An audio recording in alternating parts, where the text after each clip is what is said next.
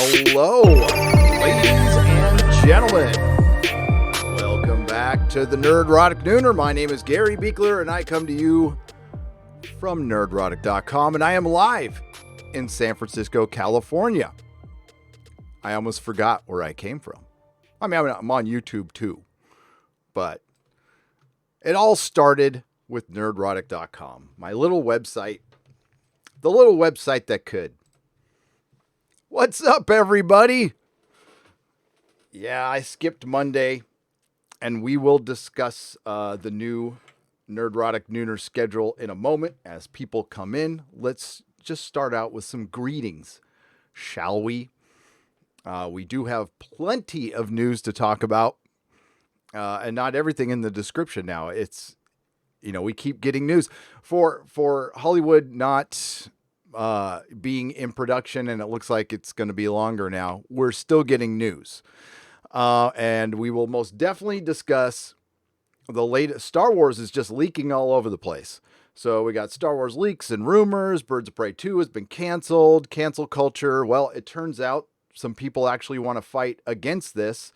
But it's the people who have helped perpetuate it. So it might be too little too late, but that's a big issue. The comic book industry is over. It's dead. It's done. I've got some data to back that up, but we can also go over Scott Snyder, a person I am really disappointed in right now. And, he took part in some piling on Dean Cain, and just proving that, the comic industry is filled with a bunch of little boys, just a bunch of little boys. And right now, I just want to break out the popcorn and watch it fail. And that's not how I felt a couple of months ago. I was trying to help comic shops, but at this point, if nobody else wants to stop the cancel culture going on within the comic industry, now some of it was deserved, but we're talking about the people who didn't deserve this. And by the way, Dean Cain was not wrong, and we'll discuss that.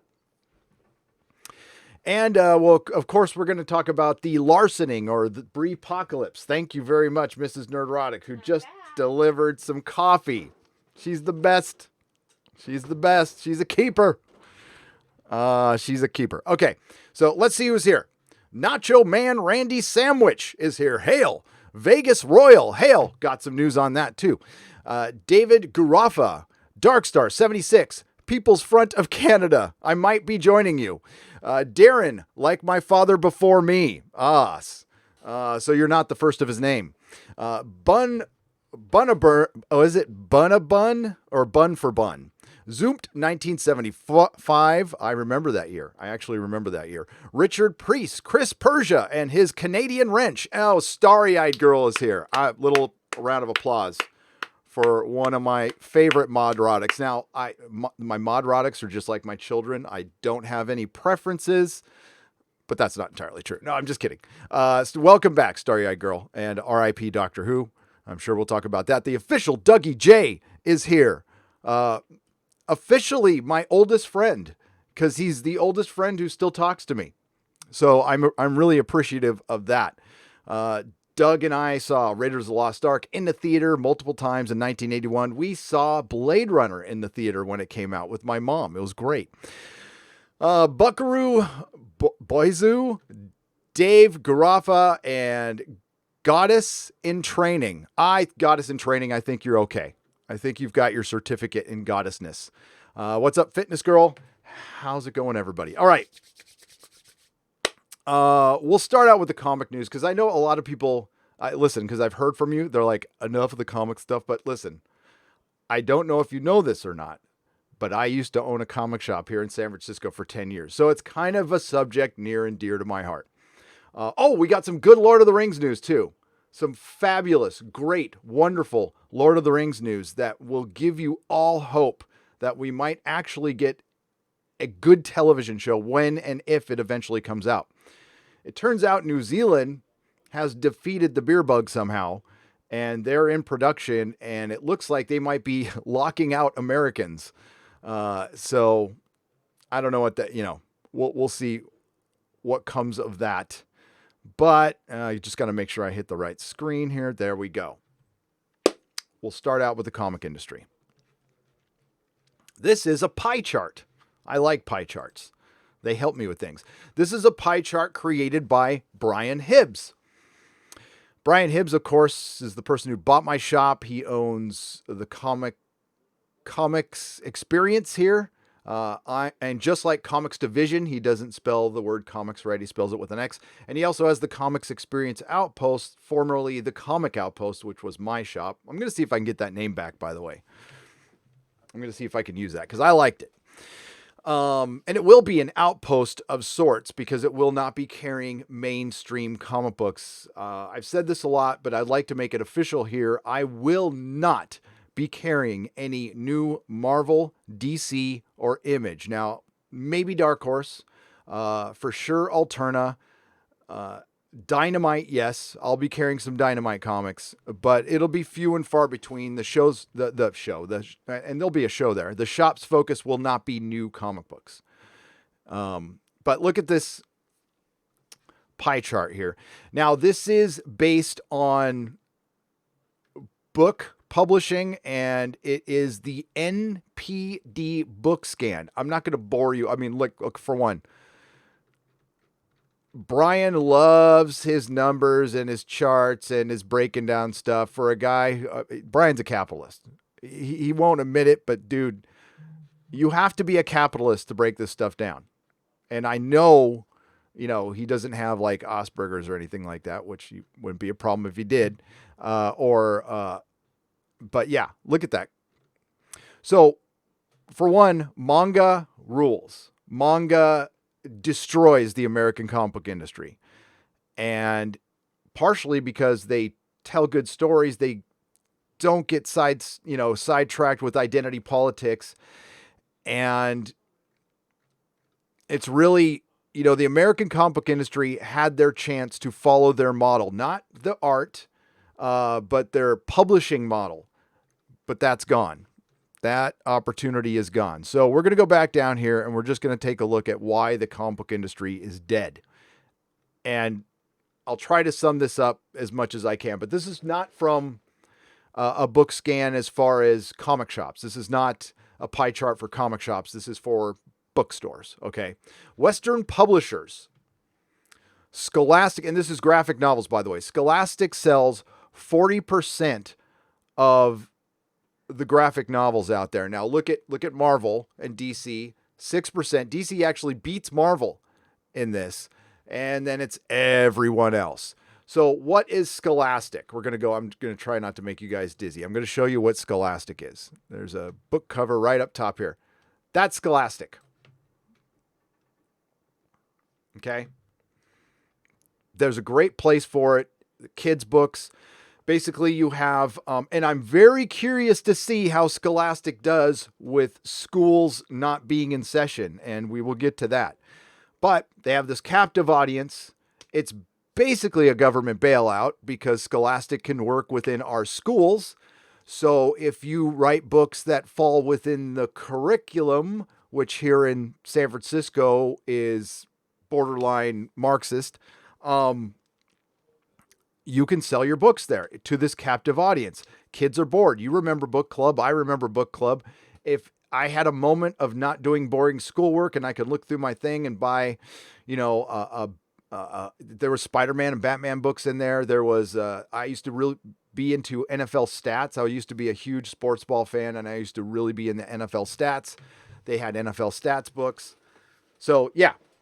That's the comic book industry now. That I have no interest in selling this stuff. I'll have a section in my kids, but like zero interest in selling this stuff. This is not comic books to me. This is kids books. This makes you a bookstore. And again, I hope there's plenty out there. I want them to exist, but this isn't the comic book industry. The comic book industry is this. This is the comic book industry. This is dead, by the way. This is a great book. This is dead. Dead. Not coming back. There's a lot of reasons for that, but most of it is infighting, the inability for the industry to unite in any way, shape, or form, the inability for the creatives to behave themselves like adults and not attack fans. And do not confuse that with you have to agree with them. You do not have to put up with any abuse. You just don't respond. You just go somewhere else. You know, if Twitter becomes an unpleasant place for you so much where you're attacking customers and you're costing other people money, you might want to think, do I really need this? I draw comic books for a living. That's a pretty good life. You get to pay your bills. You get to draw comic books. That is an opportunity. You know, my sponsor always used to get on me because I'd say, I have to get up and go to work. No, he's all, no. You get to get up and go to work. And that's how you flip, to the positive attitude, to attitude of gratitude, which America doesn't have right now. And the comic industry hasn't had, I don't know, in the last 10, 20 years. People used to love being in this industry. They did. That's all they wanted to do was draw comics and write comic books. These people want to write scripts, do something else. This is a stepping stone. So you look at this little pie chart down here, and it's freaking over. That shows you that manga rules, and I'm just going to have to start getting into manga, I guess. And I will be carrying it. And that tells you the entire picture right there, folks. There is, and then there's this. Comic stores and diamond distributors clash as industry reopens. That's what you needed. You needed arguing. You had months to plan this stuff. Months. What did Diamond do? They stopped distributing books. They stopped paying publishers. Then they came back saying they had an extension on their credit, so we're solvent, which you're not. You're not. Technically, you're not. And DC went, no thanks. They spent their time trying to find a new distributor while the entire industry fought them on it, basically. Because change is scary, but you'll have a very limited opportunity to, especially with an industry like this that doesn't move very fast, to pivot. DC, because they were forced to. I don't think if it was DC under old Warner Brothers, it wouldn't have happened. But this is AT&T. They said we mean business, meaning we need to make money, or you're out. So DC was forced to keep working, and it was a good thing they did. They've tried to find an alternative, and what did they get? What you usually get from the comic book industry. A bunch of whining, complaining, attacking, and it falls apart. It falls apart. So the distribution company denies complaints. It is intentionally charging more during a time retailers are getting back on their feet. Our base shipping rates have not changed, but the landscape in which we are opening has. I'm not going to bore you with this entire article. Basically, everybody's shipping charges have gone up, and UPS charges more for smaller boxes. So if you have more smaller boxes, your shipping is going to cost more. That has never changed. Brian Hibbs knows that. All the comic shops know that. So they decided to pick this one thing to bitch about. They also bitched about UPS being late. For a little while there, it was pretty dangerous for truck drivers to go into cities.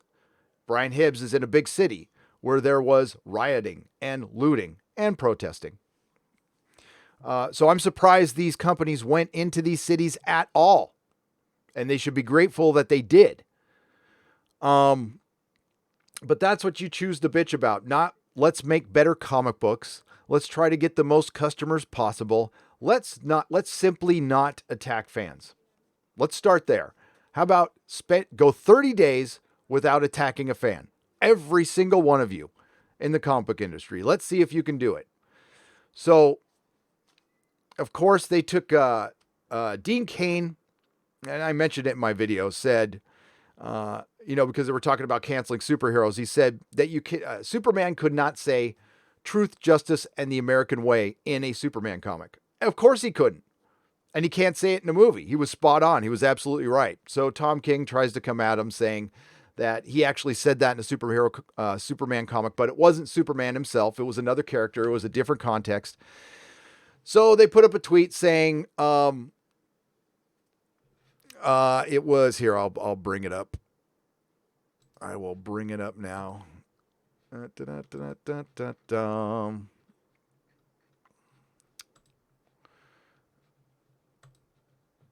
And I'm surprised I'm not blocked. Okay. Who is this? Wrong answers only. Superman. Oh, that's so funny. And he agreed with Heather Ontos.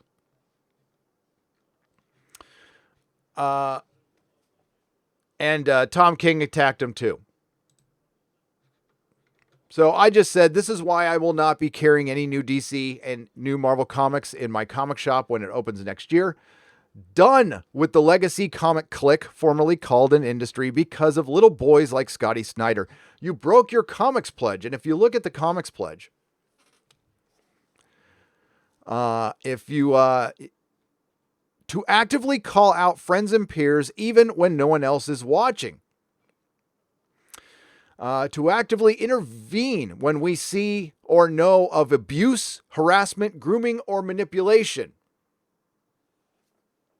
To never abuse, harass, groom, or manipulate women and all people of marginalized genders and sexes. So that's basically keeping out white men. But the thing is, Dean Cain is 3/8 Japanese. You broke your comics pledge, bruh. So, screw the comic book industry. I'm just done. I don't have time for it anymore. I'm too old for this shit. And comic shops, you had your opportunity to stop this. The people in charge, AT&T, Disney, Marvel, you had your opportunity. And what did you do? You signed off on it. So F you all. RIP comic shops. That's it. I mean, right now, independent is the only way to go. You're not going to be able to tell the stories you want anyway. Dean Cain pointed that out. You can't tell a traditional superhero story anymore. They're calling it outdated, but I would argue that the Watchmen type of story, the postmodern, anti-hero, just all, dystopian bullshit is over. People are tired of it. And even if you could tell a story in that realm, pretty much every comic book is going to have to be about Swedish bikers on meth or those bad guys from Germany. Those are the only villains you'll be allowed to have. You can't write any other character with any kind of complexity. So everybody will be basically like Mikey Spock from Star Trek. It'll be like Ray. That's what you're going to get from the comic book industry. Or you can write little scholastic books, and that's probably the only way you're going to be able to make money. It's sad. It really is sad, but that's the way it has ended, just as we suspected. This is a surprise to none of you. I know that right now, because the comic industry they have systematically gotten rid of any dissenting voice, anybody who wouldn't agree with them lockstep. And yeah, I'm sure there's plenty of people there who are pretending to agree with them. Mags Visaggio pointed that out, that they were, she recognized that she was being used as a purse puppy by the industry, but it's not going to change. It's a cult. It's a cult, and you're either in the cult or you're out of the cult. And I'm very happy to be out of it. I'm proud of being an outsider. And as should we all.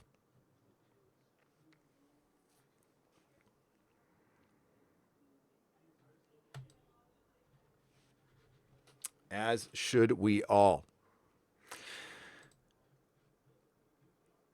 And I really don't know where you go from here, other than on your own. If you want to create your own comic book, you're actually free. You have a better opportunity of making it now. And I would argue the same thing about Hollywood, creatively doing your own thing. You can go and start. It's easier to start your own platform than to go through the multiple gates, and you'll have to bend your knee a few times. You'll have to wear knee pads. You'll have to probably totally change your personal politics. You can't be centrist. That's considered extremist now, which is, it makes sense. That's how cults view anybody with common sense. So, yeah, I don't know. The industry isn't going to survive this. Comic shops are not going to survive this. And I said it in my multiple videos, the comic crisis just started. And the bad news we have facing here in California, the bad news that it's going to happen, folks. It looks like shelter in place is going to make a comeback here. And as we thought it would, but it looks like it's going to make a comeback, and that's going to affect the comic book industry. Some of the biggest shops are here. DC is here. So, I mean, they can work from home, but it's going to affect distribution. It's going to affect shipping. I don't know if every state's going to do this, but I'm positive our state is going to do it. Now, there's no confirmation yet, but that's the whispers I've been hearing. And speaking of whispers, the whisper networks within the comic book industry have not gone away. And I may or may not have some news on that front very, very soon. It won't be surprising, right? But it'll be just like when I did that video on the Access Media admitting that they were the Access Media. It's something we know, but it still has some impact when we hear confirmation of it. I know, Chris, I'm going to be owning a comic book store, but I guess it won't be considered a true comic book store because I won't be carrying Scholastic and I won't be carrying any new books at all. What's up, Christian Basil? How's it going? Fat Steven Seagal Batman for 2 Canadian pesos. Hail, Gary. My fat karate fights against the SJWs. That's good. That's good. And I hope you fight well. Honey Badger for £5. Gary, have you seen that Cass Anvar from The Expanse has been Me Too'd? Yes, I have. I don't know what the details are, but it looks pretty serious now. I don't know if he's off the show yet. I haven't looked in the last couple of days, but I am aware. Can normie viewers keep DC film universes separate? Return to tradition for $4. That is a good question. Normies make the world go around. And normies are going to be a big part of our Star Wars discussion that we're going to have in a couple of minutes here. And how normies are everything to franchises. You can have a popular franchise that can exist without normies, but it's never going to be what these giant corporations want them to be. That's why it's not a good thing when a giant corporation buys your IP. You can pretty much kiss it goodbye. It's the IP's death. For instance, you can go out, you know what? Michael Jackson did this. A company or a person can go out and purchase the Beatles catalog and all their songs, but you can't reproduce the Beatles ever. So what makes Disney think that they can reproduce Star Wars, even a reasonable facsimile? And it's kind of a miracle that we got The Mandalorian, which is the closest it will ever get, but it will never, ever, ever, ever feel like George, because Star Wars was a piece of George Lucas. And unless you have him directly involved, and yeah, Disney, you need to have him directly involved. Bob Iger scoffed at George Lucas wanting to still be in charge, but think about it. Who cares who's in charge? Disney gets most of the money. They own it.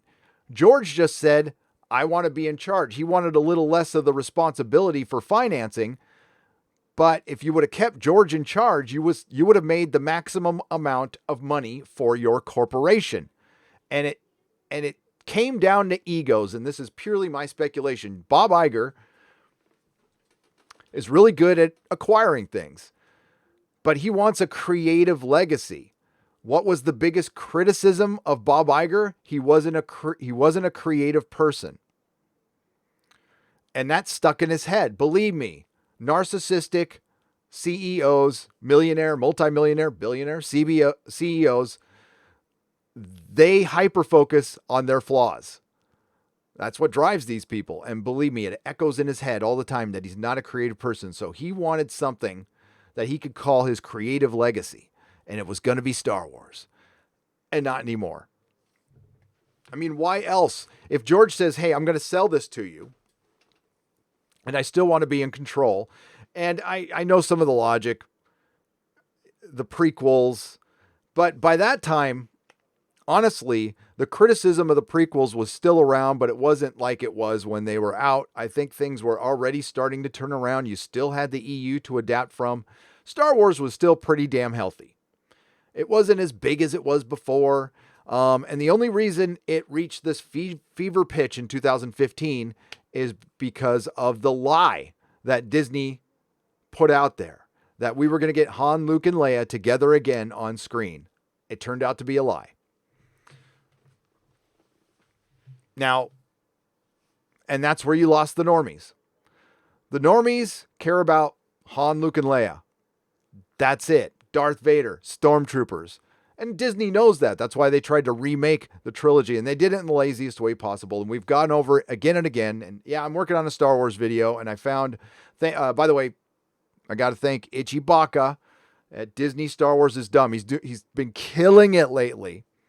So I was going over his latest article, and he mentioned a couple of podcasts. I went and listened to them, and there's an audio goldmine in one of them. Absolute audio goldmine in one of them. Again, it confirms stuff we already know, but it's nice to hear it. So thank you. Follow Itchy Baka on Twitter. He's got a YouTube channel. And he's got his own blog, or website, sorry. Disney Star Wars is Dumb. But as far as DC films are concerned, well, we hear that there are factions at Lucasfilm, that the Kathleen Kennedy faction is fighting the Favreau-Filoni faction. And the more I look into this, the more I believe it's true. I have no Lucasfilm insiders. Nobody reaches out to me for jack squat as far as Lucasfilm. And so everything is my speculation. And I think there's a lot of evidence out there for that to be true. Now, is there something like that going on at Warner Brothers? Return to tradition. Is there a Snyder Cut faction? And is there a Jar Jar faction? We saw things at Warner Brothers immediately change when Jar Jar Abrams signed his deal. They canceled everything at Comic-Con last year, and I know they're regretting that. And they started reshooting Wonder Woman, and this and that started to happen. And I think Jar Jar signed this deal expecting to be the Kevin Feige of DC. I could be wrong on this one, but I think he was expecting that. Then Rise of Skywalker happens. Then Release the Snyder Cut happens. Then the Beer Bug happens. And they needed content for HBO Max, so we get Release the Snyder Cut, which is great. Then, I would say the DCEU is more popular now than ever. And maybe they're going, wait a minute. We kind of have everything in place still. Even if we release the new Wonder Woman movie, we're not going to completely get rid of the DCEU yet. Birds of Prey was a joke. And of course the sequel got canceled. We'll go over that article in a little bit. But maybe they're thinking about it, because Hollywood needs to, like I said in my video, Hollywood is at a crossroads right now. Are they going to bend the knee to cancel culture? Are they going to bend the knee to identity politics and intersectional feminism and have to fill their crap with all of that crap, and they will get the same effing results that they got in 2019? Or do they want to make money with a sure thing? Doctor Strange, directed by Sam Raimi. That should be Marvel's highest priority right now, because that's the movie that will make money for sure. Henry Cavill Superman will make money right now, but they're having trouble making it. Is it because they're having trouble telling a Superman story, or they feel like they can't cast a white male lead in anything anymore right now, due to the current environment that they helped perpetuate? I think Hollywood as a whole made a huge error over the last 4 weeks with a lot of other corporations. So the Snyder Cut might be able to save them. I am definitely on Team Snyder for sure over Jar Jar Abrams. Because I'm done with Jar Jar Abrams. He has proven that all he does is destroy franchises. Look at Star Wars. Look at Star Trek. Look at their licensing right now. Look at Star Trek's licensing. I don't think it's ever been this bad. And Star Wars, I don't know if it's ever been this bad. Now, when Star Wars took a break in the 80s, that was intentional. It's not like the stuff wasn't selling. George decided to give it a break. I think the fans have given Star Wars licensing a break now. I think Star Wars is dead. I still think Star Wars is dead. Baby Yoda gave you a little bump. You got all the Karens into it, and the Karens will get bored of Baby Yoda soon enough, and they'll move on to the next thing. Bear Nerd Fun. Dude, I owe you a live stream, brother. I owe you a live stream, so I'll email you. I'll have my producer contact you. That sounds awesome. And by the way, hail Lady Gravemaster. Thank you for all your help with this one. Scottish Nerd, thank you for the phallic unicorn. I appreciate it. All right. Yeah, so let's talk about that Star Wars stuff. And yeah, RIP the comic industry. I don't even know what to say about it anymore. A little later, we'll go over some of those tweets, but I mean, that really, I was kind of over it anyway, but that absolutely did it. Their treatment of Dean Cain, I don't care if you don't, I'm a fan of Lois and Clark. I like Dean Cain. I know how he is politically. It doesn't bother me at all. But for them to go after him like that, like they're a bunch of school bullies, like they're the mean girls, it was pathetic. It was pathetic. Scott Snyder risking his reputation by piling on Dean Cain with frickin' Heather Antos. She won't be working in the industry much longer. I'm not sure if she's working in the industry now. And Scott Snyder, I have zero respect for you. And that frackin' tweet, do you know how much money that cost comic shops? Do you know how much money that cost your fucking company, dude? But I'm sure it felt good. Feel like a man now? Well, you're not. You're not a man. You're the furthest thing from a man. Dean Cain could probably kick your ass, dude.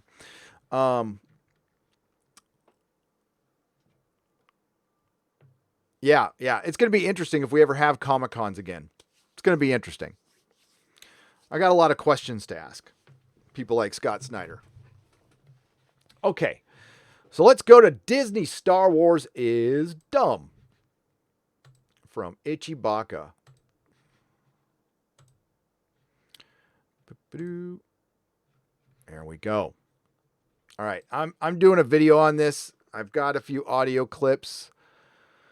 The J.W. Rinsler stuff potentially could be interesting if he ever feels free to talk. He used to work at Lucasfilm. He bailed, and we'll get into why he bailed. That's the news we got today, but we'll start out with the leaks from yesterday. And yes, I will discuss once again, I'm actually doing a video on it. I have gotten a lot of emails asking, because I do a show with Doomcock and stuff. So a lot of people have been asking. I've talked about it on pretty much every live stream, but you know what? There's some people who just watch my video. So I'm going to do a video on it. But as far as Disney erasing the Disney trilogy, I still find it very hard to accept or believe.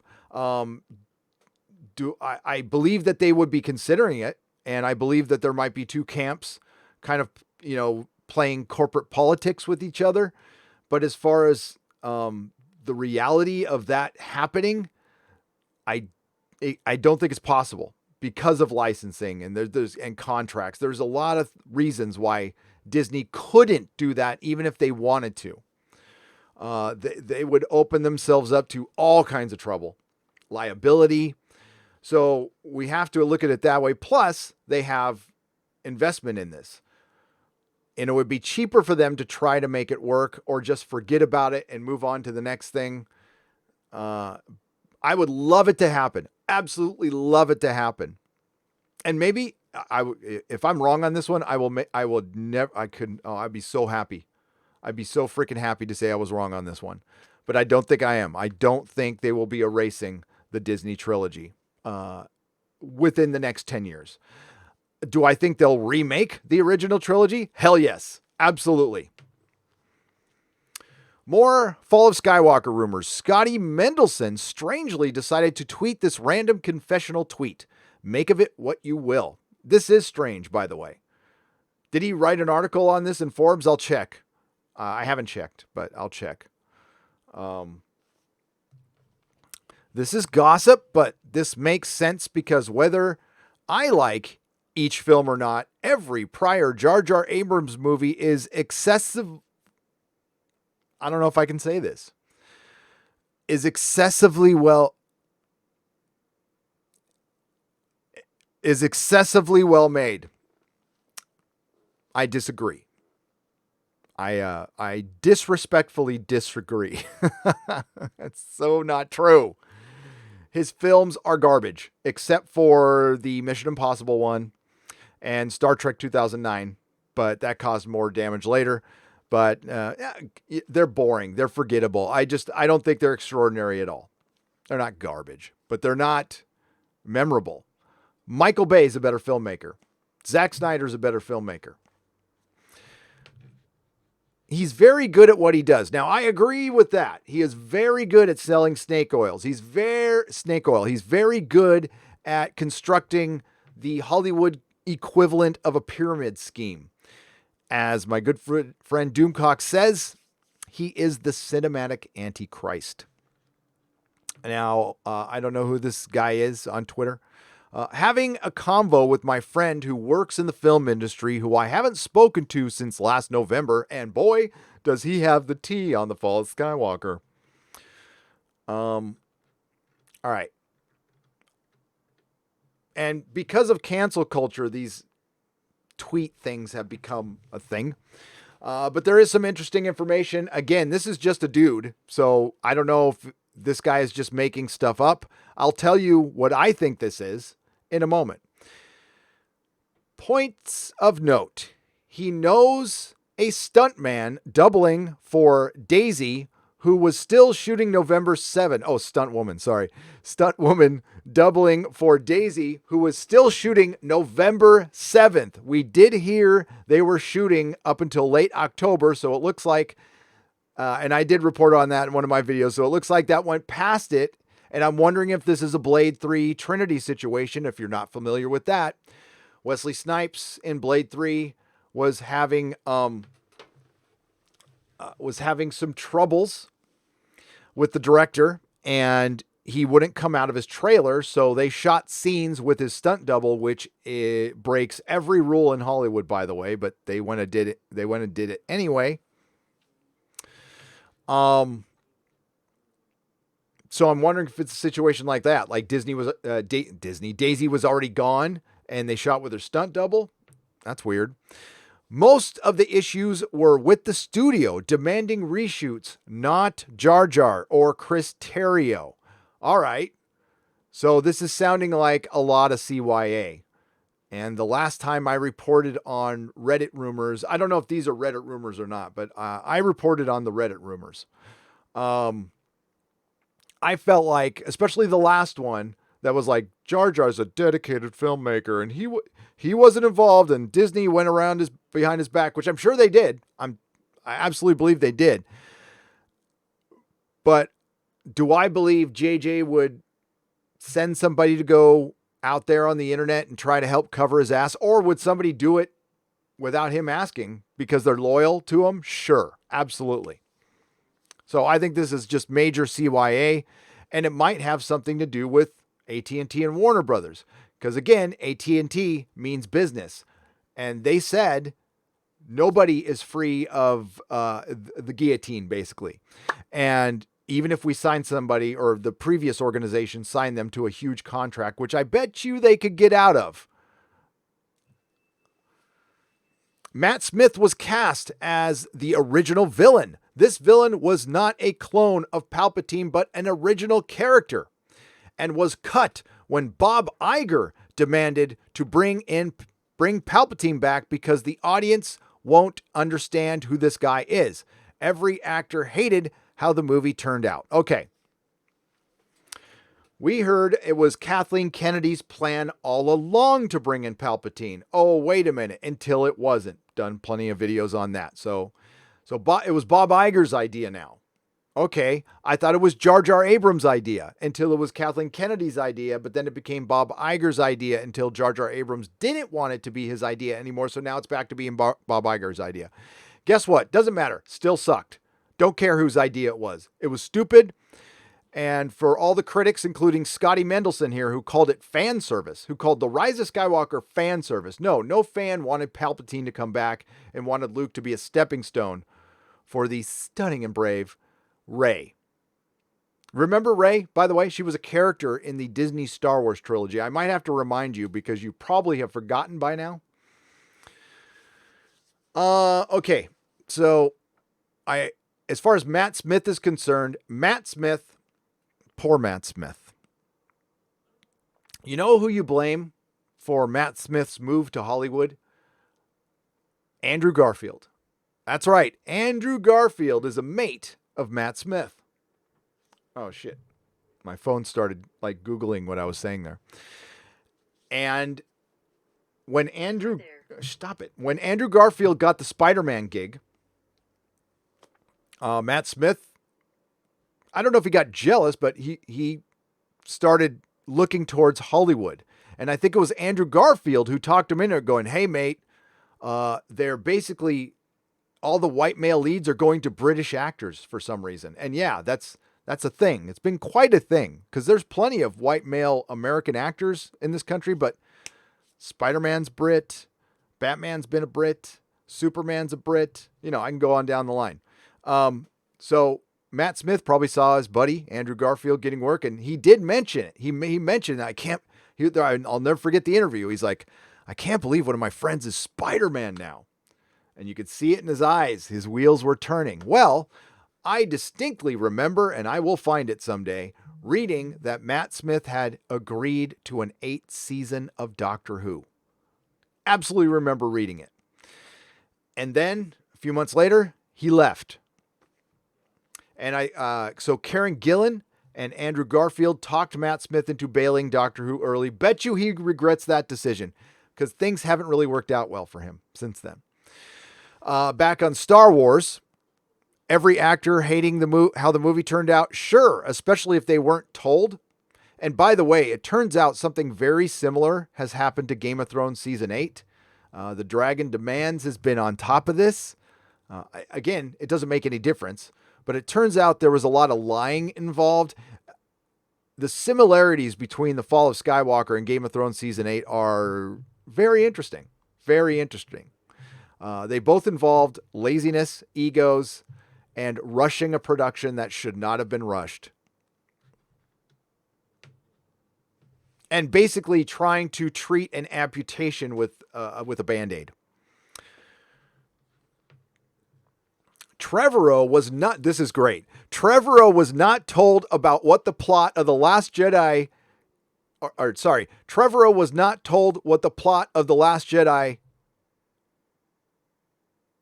I'm trying to figure out how this is worded. Trevorrow was not told what the plot of The Last Jedi, even when they told him 6 months before the film came out to start working on his script, so he had to rewrite that. In other words, he had no idea what was going on inside The Last Jedi until 6 months before he was supposed... What? That is crazy and believable. So again, to all the people who called all of my friends out, who said they were liars, they were making stuff up. This one time, I will extend a couple of middle fingers to you guys. My fellow YouTubers are our friends here in the Fandom Menace. I don't agree with all of them. I don't believe every single rumor I hear. But I know for a fact they don't make anything up. They don't need to. They don't need to. So you can disagree with the rumors all day long. That's fine. Don't care about that. I disagree with the erasing the Disney trilogy. I don't believe they can do that.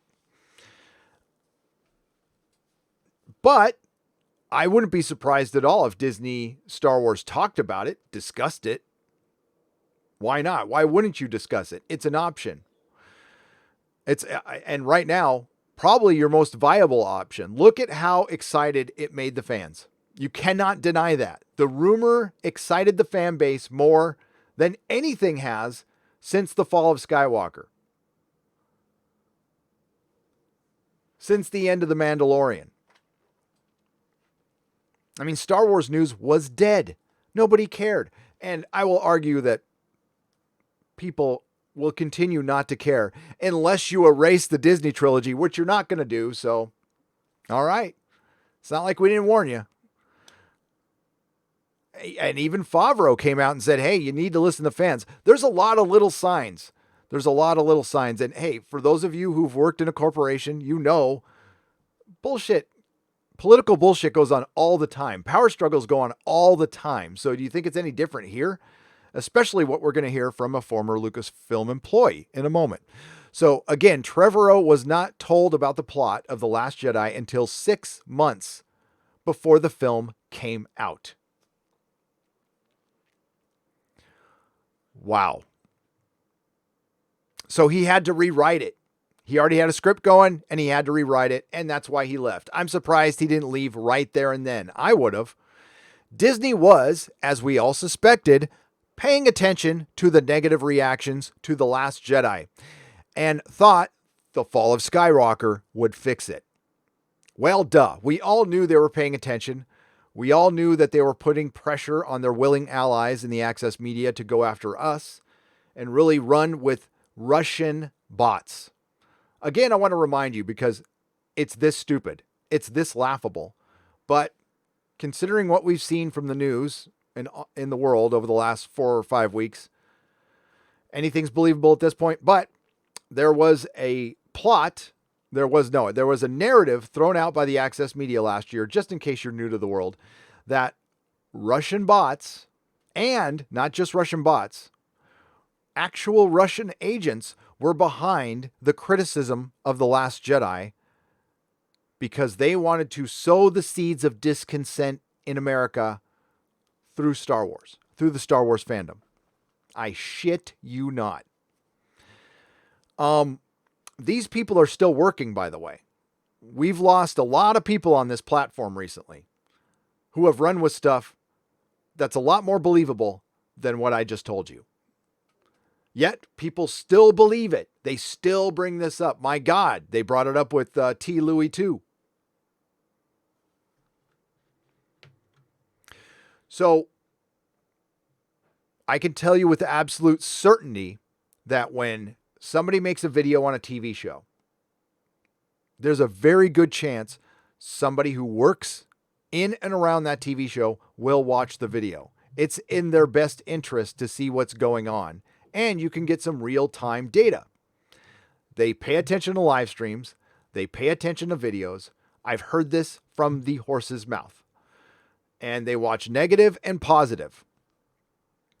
I would absolutely, if I had time, if I didn't have time, I would assign somebody, take some notes, find out what they're saying.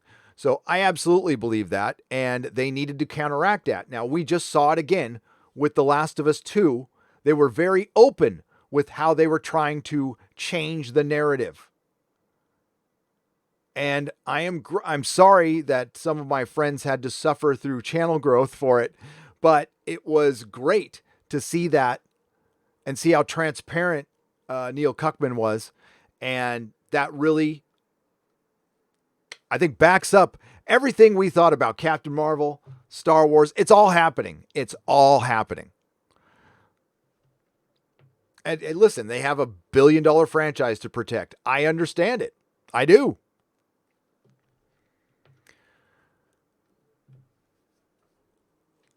He's also 100% sure that the promised merchandise is all stuff that was licensed and made relating to the first version of the film that originally was signed off on.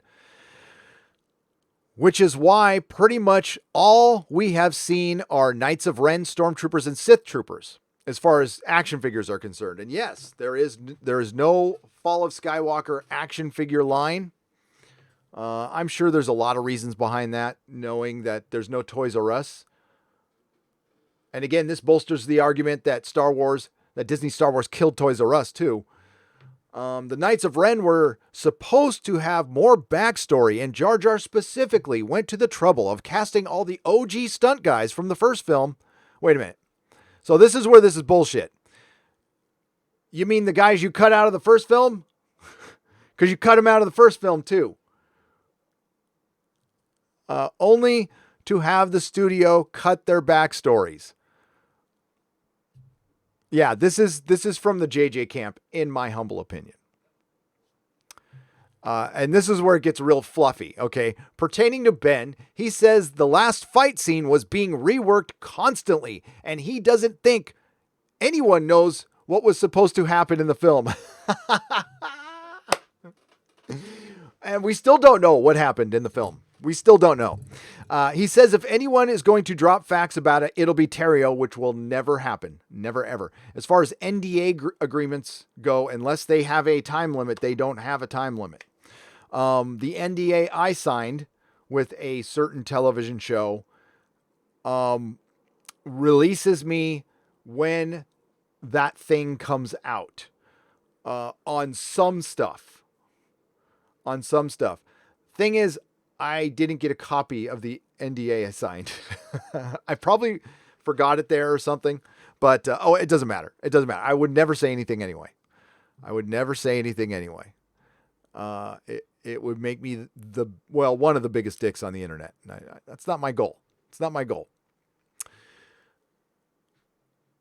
So other stuff, both Daisy and Adam did almost all of their own stunts, bar the impact into things shots. You mean all the scenes that would require stunt people. Okay. All the stunt people were very proud of how dedicated they were. All right. We all see what this is. Everybody wants to get jobs outside of Disney Star Wars, and we got rats bailing the sinking ship. Well, I hate to report this to you, but the ship sunk. It sunk.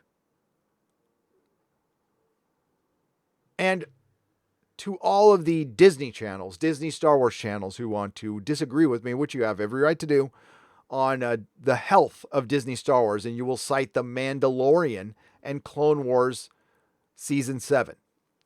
Clone Wars Season 7, I watched the last episode. It was good. It was good. Plays to your base. It's preaching to the choir. That is not the health of a franchise that doesn't play to the health of a franchise that needs to be $1 billion franchise, that needs to bring in $1 billion movies to survive. It's not going to survive through streaming. Not yet. They weren't there yet. Eventually, sure. The Mandalorian is good. It's good. Brought in a lot of normie Karens with Baby Yoda. That's not going to last. It's a gimmick. It's a gimmick. You need good storytelling. You need water cooler talk. You need people looking for what's about, like the black lightsaber at the end. Like, that's good. That's something you need people to talk about. But again, though, this still takes place in a world that ends with the fall of Skywalker. Here's something interesting. Also, what they shot for the first version of the film was about 40% scrapped and reshot. Again, this isn't absolute confirmation. This is just a bloke on the internet. This could be a troll. I don't know. Scotty Mendelson ran with it. I don't know. But it sounds consistent with everything we read in the Reddit leaks at the end from Jedi Praxis. Is it Paxis or Praxis? I don't know.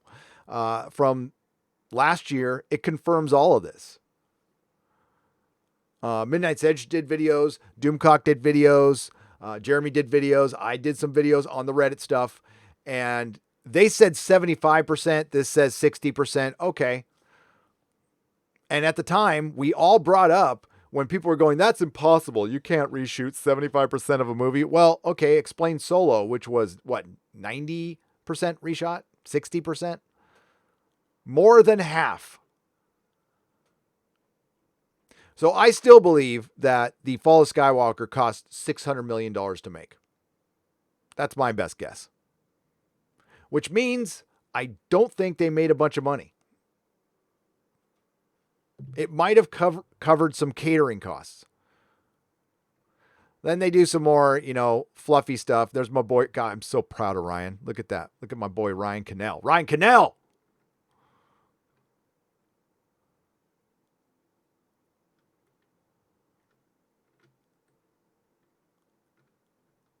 It's like the YouTube version of A Star Is Born. Except hopefully I don't kill myself later. And there's my boy Doomcock right there.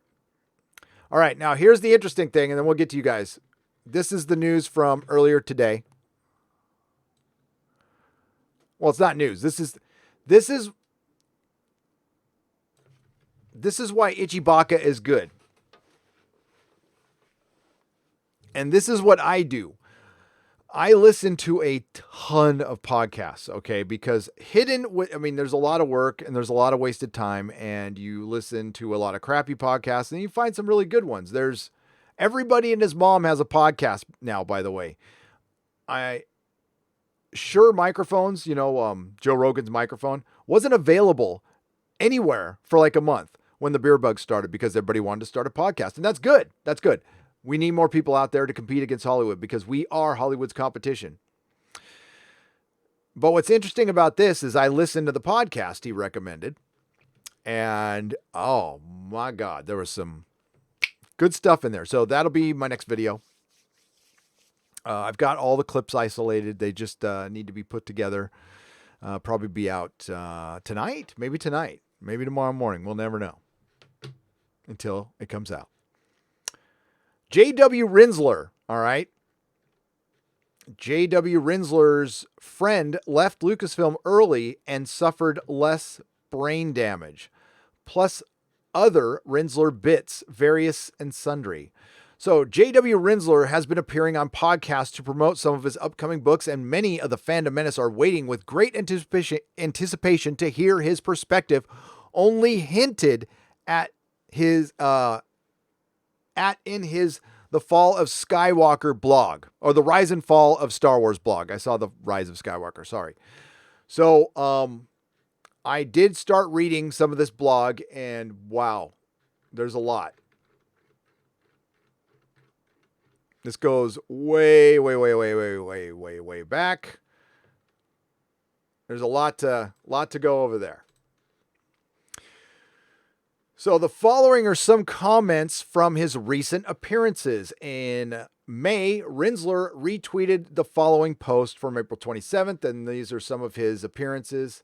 By the way, this is a guy who wrote the making of Star Wars, Empire Strikes Back, all the films until The Force Awakens. That was canceled. Okay, that was canceled.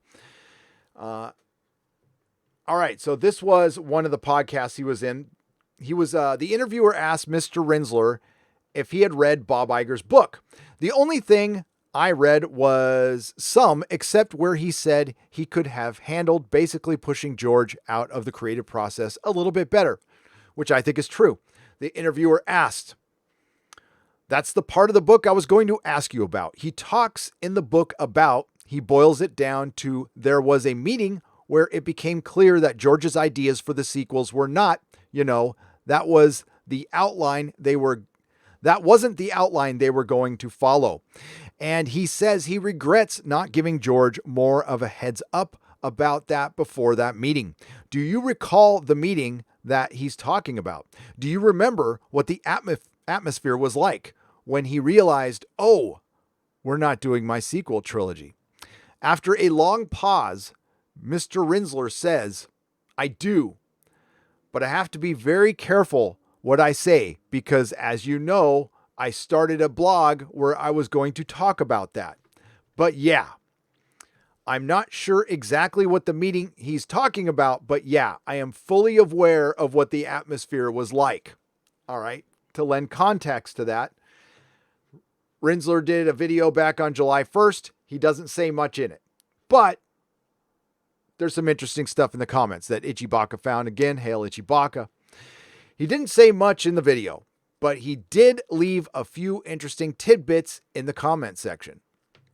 How did the Lucasfilm company culture change when Disney took over? J.W. Rinsler: "In my opinion, for the most part, in licensing, it wasn't pretty." Interesting. Okay. How long does your NDA last? Rinsler responds, "Lawyers have said the more time that elapses, the less the NDA can be enforced, but it's not a fixed time period." Now, Ichibaka adds, or J.W. Rinsler responds to Ichibaka, "That's a question for the lawyers. With my experience, in those sort of things, I guesstimate 5 to 10 years. Okay. So NDA, non-enforceable after 5 to 10 years with Lucasfilm and Disney. I'd wait 10 just to be safe. Matt Taylor asks, how was it working with Kathleen Kennedy? Rinsler responds, interesting. Now, more on that later.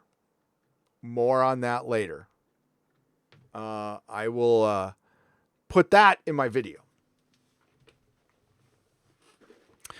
MT says, I hope to God that Kathleen Kennedy's 7, 8, and 9 trilogy doesn't exist. George brings you back and you guys work on the real 7, 8, and 9 trilogy. Hell yeah, of course. JW Rinsler responds, I'm sure everyone has noted that the sequels don't have the Roman numerals. I doubt they're ever going back or that I'd be involved. And he says that basically what he's saying there is they're not going to go back and redo them. And they're not, folks. They're not. They're not. Carrie's gone. Harrison Ford will not come back. And honestly, I don't know if Mark Hamill would come back. If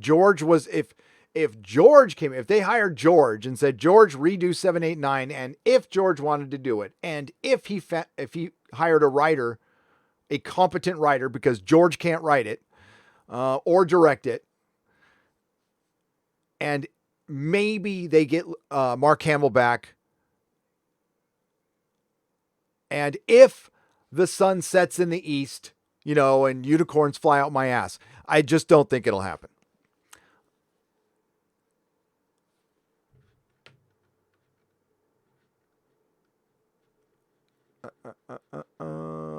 Okay, so then in a more recent live stream from a few days ago, J.W. Rinsler discusses working at the Lucasfilm archives with Sci-Fi for Me TV. Interesting note.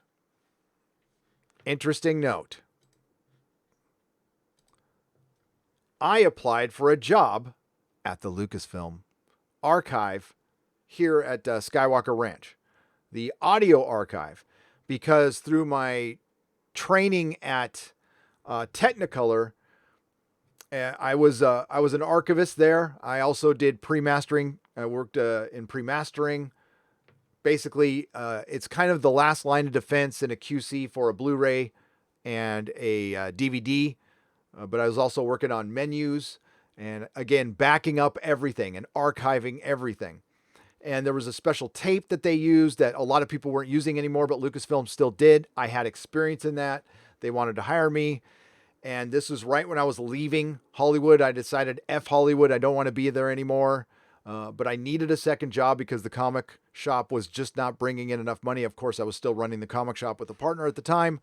And I came back and I was like in between, like, am I just going to come back to the comic shop and try to make this work? Or am I going to still do the comic shop thing and work another job? And the Lucasfilm job was out there. They offered it to me and I turned it down because the money wasn't good. If the money was better, I would have accepted it, but the money wasn't good. It was awful. It was under $20 an hour. Like, no thanks. All right. At about the 23-minute mark, he discusses his feeling about the changes at Lucasfilm under Disney. He says the following: after being told about the rumors of an internal conflict between Kennedy and Favreau/Filoni camps within Lucasfilm, I keep in touch with a couple of people. A lot of people have left, such as myself. Okay, by the way, a lot of people who were originally there have left. So a lot of that old guard is gone, and I can absolutely confirm that. I really did not.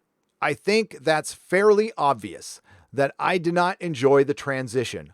I was optimistic at first, and then, personally, I did not like what was happening. I didn't like what was happening to the licensing department and the publishing department or the films. Pretty much everything. I think that's everything, right? Maybe he liked the catering. Maybe the lunch.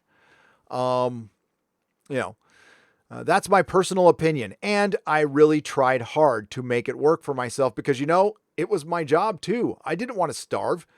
To put it in an extreme way, I didn't want to starve, to put it in an extreme way, but I just couldn't take it. I don't think there were camps at the time, but maybe now there are. That I couldn't really speak to. But a lot of people have left.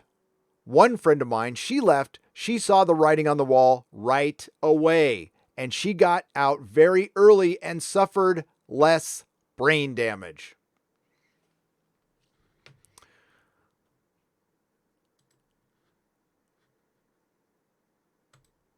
Oops. All right. I think one thing we can all agree on, Disney Star Wars is a disaster. It has been a disaster. And Disney does need to stop the bleeding. And yes, there is bleeding.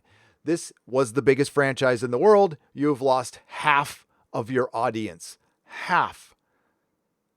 That is not acceptable anywhere. Kathleen Kennedy will leave when Kathleen Kennedy is damn good and ready to leave. I believe Bob Iger is her bitch. So there must be some poison pill in the contract, which I could, okay, can you imagine George?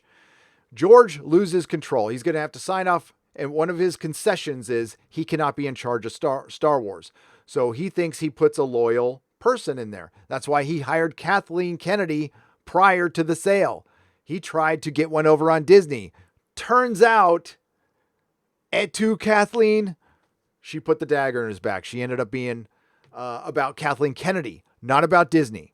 Kathleen Kennedy. There must have been some resentment. Who knows? Maybe one too many cups of coffee for Steven Spielberg. I don't know. Maybe it was the dancing scene in Temple of Doom. I don't know. But I know you can judge people by their actions. Forget their words. Forget what people say out there at face value, especially when they're working with the company. Chances are, well, it's not true. It is run through marketing agencies. Nobody says anything ad lib or off the cuff. Except if you're Mark Hamill. People like Mark Hamill, William Shatner can say stuff about their franchises. They're free to do it because they are their franchises. So Kathleen put the dagger in George Lucas's back. He thought he was going to have somebody there that he could basically control from the outside. Turns out not to be the case, obviously. But I could see him wording something to where you just can't get rid of her. If you did get rid of her, there'd be like this, like a massive payout or something, or she gets a bunch of Disney stock, or if you fire her, because there's ways you can get around it. I'm blanking on her name now. Oh, the woman responsible for Ghostbusters 2016, the producer involved there. Sony wanted to remove her. She got removed as CEO of Sony Films, because of the Sony leaks, which Midnight's Edge covered pretty well. Well, she put herself in charge of Spider-Man as she was getting removed. So she essentially was still in charge. That kind of shit happens all the time. All the time. So I can see something like that happening. I don't know. Or maybe they just don't want to fire her. Maybe we're all wrong. Maybe they love her. We don't know. I doubt it, but you got to say it.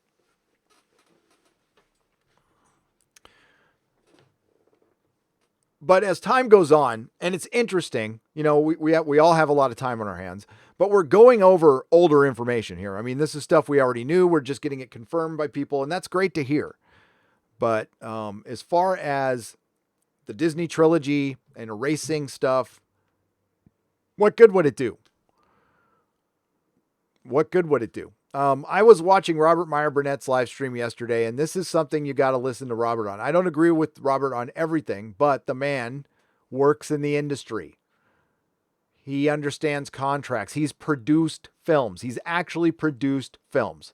So I'm going to defer to his opinion on when it comes to stuff concerning contracts and licensing agreements, and he doesn't think it can happen. He says flat out, it just, it can't happen. And I believe him. I want it to happen. And maybe it happens in a way that, Terminator did it years from now. But that you have to be free again of licensing deals, and there's contracts they would be breaking that they would get sued on. I mean, there's just no way they can do it. I wish they could, but no. What they're probably going to do is forget about it, move ahead, play around with the Mandalorian, and maybe in the Mandalorian they go to the world between worlds and mess around with it there. But there's certain details in that. Like the mirrors on the Death Star, when Rey experiences Dark Rey. Yeah, I didn't know that. I guess they were in there. But now some of the criticism was that Palpatine's a clone, by the way. He's a clone in The Fall of Skywalker. They don't make it 100% clear. There's people out there going, he says he's a clone. No, he does not say he's a clone. He doesn't go, I'm a clone. No, he insinuates a lot. He insinuates right after you see the clones of Snoke that he might be a clone, that he survived through some unnatural means. But he doesn't go, what up, dude? I'm a clone. No. Later on, they go, he was messing with clone technology. That's not saying he's a clone. But we assume that. But they can play with that. They could if they wanted to. But yeah, I don't think it's going to go down that way. I think time travel in Star Wars is the worst idea ever. I think it was terrible that it was introduced at all. And I don't think it belongs in Star Wars. Star Wars is supposed to be fantasy. Time travel it's for science fiction. And I think Star Wars is more fantasy than science fiction. It's the way I see it. I could be wrong. Remember Alta Vista? I do. The fail of Skywalker. It was indeed the fail of Skywalker. All right. Thanks for being patient, everyone. What do you think? Again, Doomcock is just reporting a rumor. Let's talk about that for a moment. Again, I need to reset that. And again, I'm going to reset it in the video. I support my friends in all things, okay? And they can do whatever they want with their channels, and they can report on rumors. And this is how you can report on rumors, and I can, because we're not news agencies, we're fans. So I'll say it again. If you're on Reddit and you see that Zack Snyder might direct The Dark Knight Returns, they're going to get The Dark Knight Returns. They're going to cast Michael Keaton, and it's going to be directed by Zack Snyder. If you read that somewhere, you talk to your friends about it. That's all this is. And if he's presenting it in a way that feels like news to you, well, you know what Doomcock does? Same thing that I do. He does the same thing that I do. I do not assume my audience is dumb. Okay. I think you guys can figure out the difference between a rumor and actual news, because when we report on actual news, we will show you the article we get it from. And by the way, I consider maybe 2 websites actual news. I don't think there's a lot of actual news. I think there's bias everywhere. And our job is to just try to sift through the bullshit as much as we can. But it's okay to talk about some bullshit too. It's totally okay. So there's the channels that went after the rumor itself, which is fine. That's what you do. You go, I don't think you can go down like that. And I agree with that. But then going after Doomcock's character, calling him names and stuff like that, if you're having trouble with your channel growth, always look within. That's what I mean. The man in the mirror, like Michael Jackson says, you look at the man in the mirror, or the woman in the mirror, or the non-gender specific thing in the mirror. Thank you, Bear Nerd Fun, for the super sticker for 99 cents. Scottish Nerd, thank you for the phallic unicorn for $1.49. Brian Yoder says, I am the only person excited to see Brie unboxing her silver play button on her second video. You are. Did she get it already? Yeah. Oh, freaking Brie. I love this new thing where everybody's reacting to PewDiePie reacting. I think that's hilarious. Maybe we can do it later in the live stream. Brie Larson has joined us here on YouTube, and I told you, listen, you're going to see more actors coming over to YouTube. They want attention. They need attention. They desire it. And they're not going to be working for a while. Again, it looks like California might go back to shelter in place. Now, some counties might tell Chairman Newsom to F off. And that's good. But, you know, it sucks to hear that. It sucks to hear that. But I heard it was the bars' fault, by the way. It was all the bars. That's bullshit. We all know that. Hail, Gary. Good luck with the big move, says Nicholas Horton for £2. Thank you very much. Yes, I am. I'll make a video on that. I'll let you know what the deal is. But yeah, I'm leaving. Like way earlier than I planned, but yeah, we got to go. I have no choice. Yeah, it's a bummer. It's a bummer. It's been very distracting. I got to tell you that. It's been very distracting. So I thank you all for your support. Joshua, I want to get this last name right. Samaniego. Joshua Samaniego for $4.99. Hello, Nerdrotic. I discovered you through Geeks and Gamers on Friday Night Tights. Your content is great and keep up the good work and hail the Fandom Menace. Hail the Fandom Menace. Thank you very much. The Fandom Menace is a beautiful hashtag used by a collection of individuals united in the principle of respecting the fan and entertainment made for everyone. And if they can't make it for everyone, then you know what? There's a point where we do have to go our own way and kind of do our own thing. But the Fandom Menace isn't lockstep. That's a great thing. It's not organized in any way, shape, or form, and that's why we like it. We all disagree on a lot of stuff, but we can agree on respecting the fan. No Good breaks out the popcorn for $1.49 Canadian. Well, I hope I'm worthy of the popcorn. Def81 for £1.99. Hail, Gary. What does Brie Larson have to say? Well, not a lot. Brie Larson, the Brie apocalypse that's happening here on YouTube, it looks like there might be some shenanigans going on. All right. I didn't get through all of the quarterings video because I had to start this live stream. But as far as comments disappearing, we're going to have to watch out for this stuff. Now, everyone in the Fandom Menace knows it was going to get hairy this year. As we get closer to the election, things are going to get hairy as far as mystery, demonetizing. Basically, if you get anywhere near politics, you're probably going to get silenced, pushed down, whatever, suppressed. And that's probably going to be the reality of the situation until afterwards. And what happens there, I don't know. Generally, I'm fine. I don't worry about that stuff. That doesn't mean I'm immune to it. I certainly, just had a video demonetized, and it's the first time I've ever lost. Ever. Yeah, it's crazy. It's now I've had live streams hit, but like not a video. Oh, well, just got to get back on the horse then. But Brie Larson being here, honestly, it's content. It's great content. I only made 32 videos on Captain Marvel. I did a couple on Brie herself, but I did Captain Marvel videos. So I did 32. I did a lot. That's a lot for me. But no, she's here for anti-racial rhetoric. And that's exactly how she said it. Anti-racial rhetoric.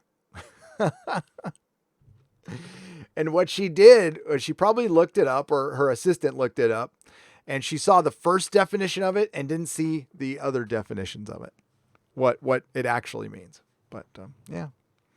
Nikki D for $5. According to Bounding into Comics, an A-Force movie is incoming. Can't wait for Captain Marvel to preach anti-cop rhetoric while beating the patriarchy. Well, did that come out recently? We have heard about that. That's, I tell you what, if they come out with an A-Force movie, that will end the MCU. It will just flat out end the MCU. Oh my God, really? Okay.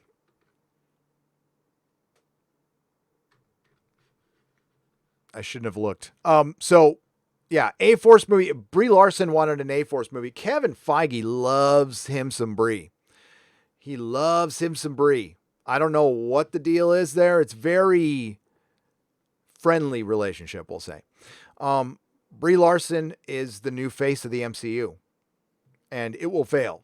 It will absolutely fail unless all the movies Brie Larson is in have about 9 or 10 other Avengers.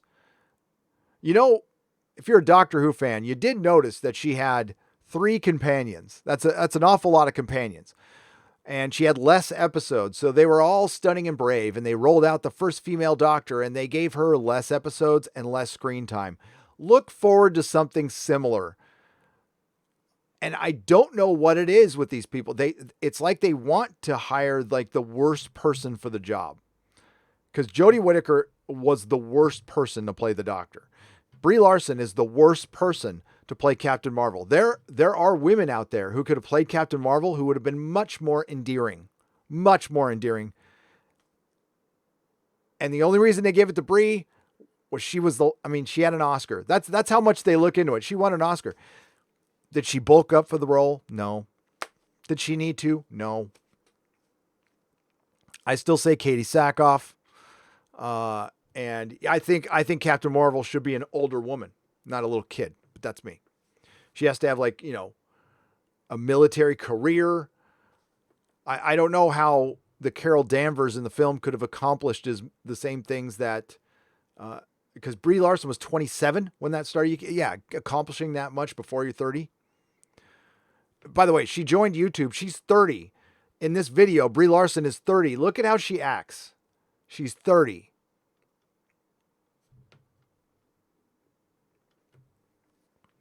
I mean, we have people out there, Brie Larson, asking to defund the police, and she waves to people like this. I think if you wave to people like this, you shouldn't be able to vote. Love the channel. Hope the Lone Star State is the final choice. Orif for $9.99. It is a strong contender because I know people there. That helps. I have a lot of internet friends there. Yeah, it's Bun for Bun, taken from my favorite bunny from sluggy.com. Okay, Bun for Bun, thank you for the £5. Sluggy.com. What is sluggy.com? I'll have to check that out. Thank you. Fat Steven Seagal Batman for 2 Canadian pesos. Are pie charts edible by any chance? My fork is ready. If they were, I would have eaten one already. They're good for, people like me who've been kicked out of 3 high schools and need color coordination and things, broken down in the pie chart so I can understand them a little easier. Not color coordination, but you know what I mean. Gary, please give a shout out to my old dealer, Rob, at Capital City Comics in Montgomery, Alabama. Yeah. Capital City Comics in Montgomery, Alabama, which I believe is still around, right? That's not one of the ones who that shut down, was it? Couldn't send a $10 super chat, so here is the other half. He has a 1.1 sale Silver Surfer on the board in the shop. Capital City Comics on Facebook. I had one too.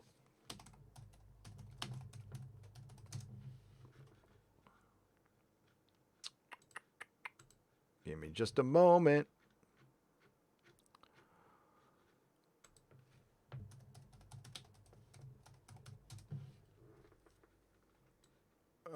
It doesn't look like I'm going to be able to find it quick, so I'll find it by the end of the show. I had a bunch of I had a life-size Batman, Superman, Iron Man, Supergirl.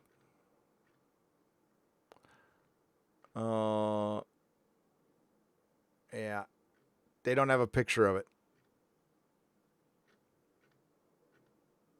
I kind of want that back now. I kind of want it back. I don't know if I'll be able to get it back though. It's not like Brian and I. Oh, and a couple of Spider-Man too. I had a couple of Spider-Man. Yeah, I can't. It's not. I'll find it eventually. But yeah, I can show you this. Here, if we go there. Oh, never mind. I got the wrong one. We'll go back to that. What's up, Comics Division? How's it going? Boop, doop, doop, boop.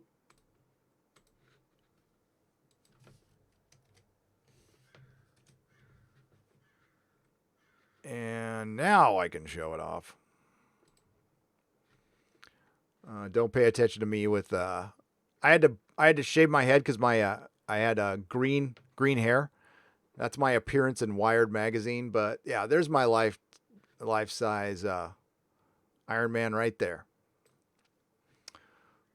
That was pretty dope. So yeah, that's the shop. That's the shop. All right, back to you guys. But yeah, shout out to Capital City Comics in Montgomery, Alabama. Darkstar, hail chat and chat. Gary, not totally on the subject, but I read that people think RoboCop is woke, as in the 87 version, because he fights corruption. Thoughts? That's stupid. RoboCop is the furthest thing from woke. Absolutely furthest thing. Darkstar76 for $5. Thank you very much. Yeah, you want to hear some good Lord of the Rings news? Let's mix that in a little bit. We'll be quick about this. So you can find this all at theonering.net. Now, that is the website I have been going to for 20 plus years. Okay. Since the original trilogy, or not the original, the Lord of the Rings trilogy, which is the greatest trilogy ever made, and Lord of the Rings is better than Star Wars. So I've been going to this site for a long time. They have a very small YouTube channel that you should subscribe to because they give you some pretty good news. So yesterday they did a news dump. Production is getting ramped up again for the Lord of the Rings on Prime.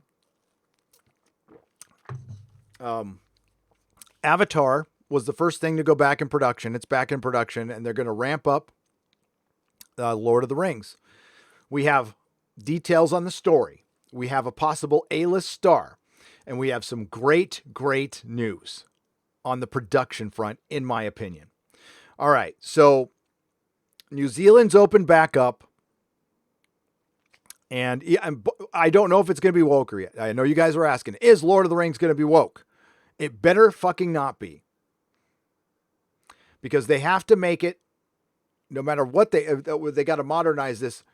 Tolkien was a devout Christian man, and this was all based on it was Western mythology, okay, specifically for the UK, because we didn't have any. We had ours taken. I say we, because I did my 23andMe, and I'm from, I can't believe what I am, by the way, and we'll get to that in a second.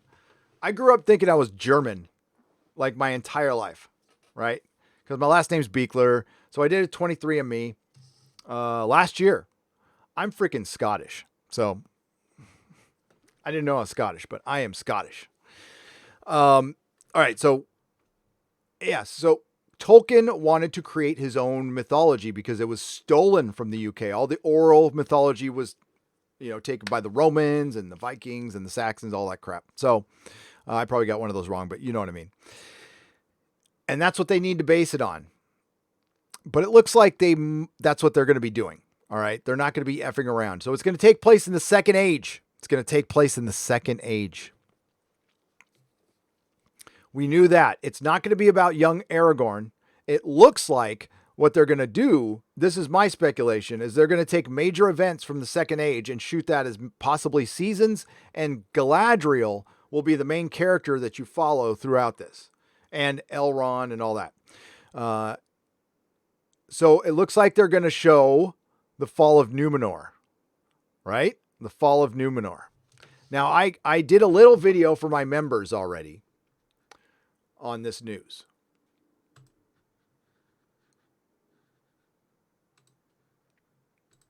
Hang on, I got to pull up.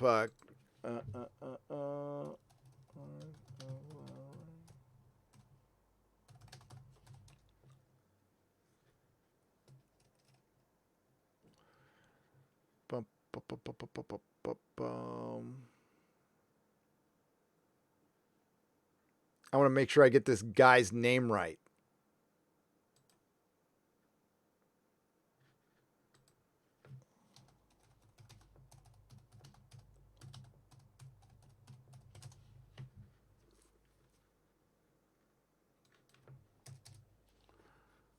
There it is, right there. Okay, so.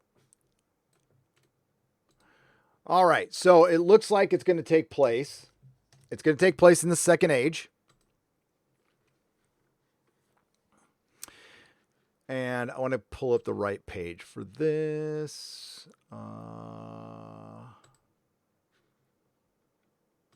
There we go. And we're going to see the creation of the One Ring and the other 19 rings of power. We're going to see Sauron the Deceiver. And we're going to see the forging of the rings. And the main... Okay, so I'm trying to pull this stuff. It's hard to do two things at once.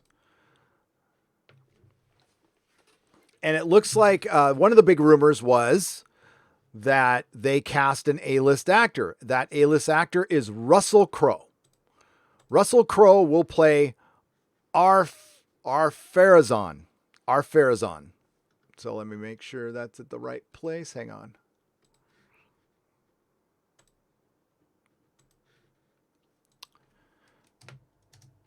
And he is the last king of Numenor. So, whoops, sorry about that. My bad. So if you're not familiar with the Silmarillion, Numenor is kind of Atlantis in Lord of the Rings. All right, I don't want to spoil too much.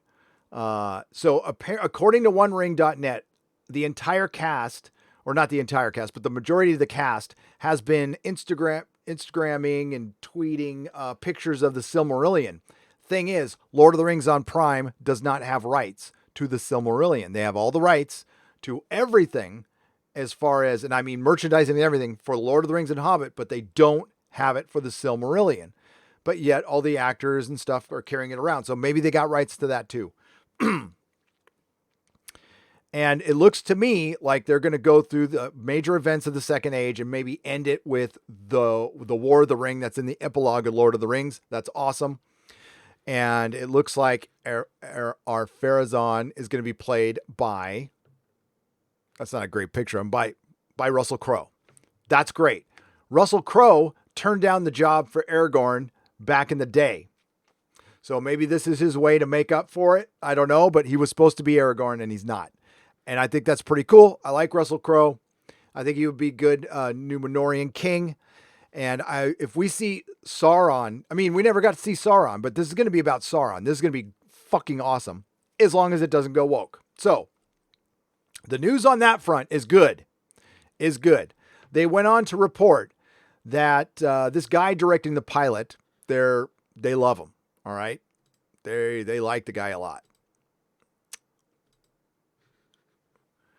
And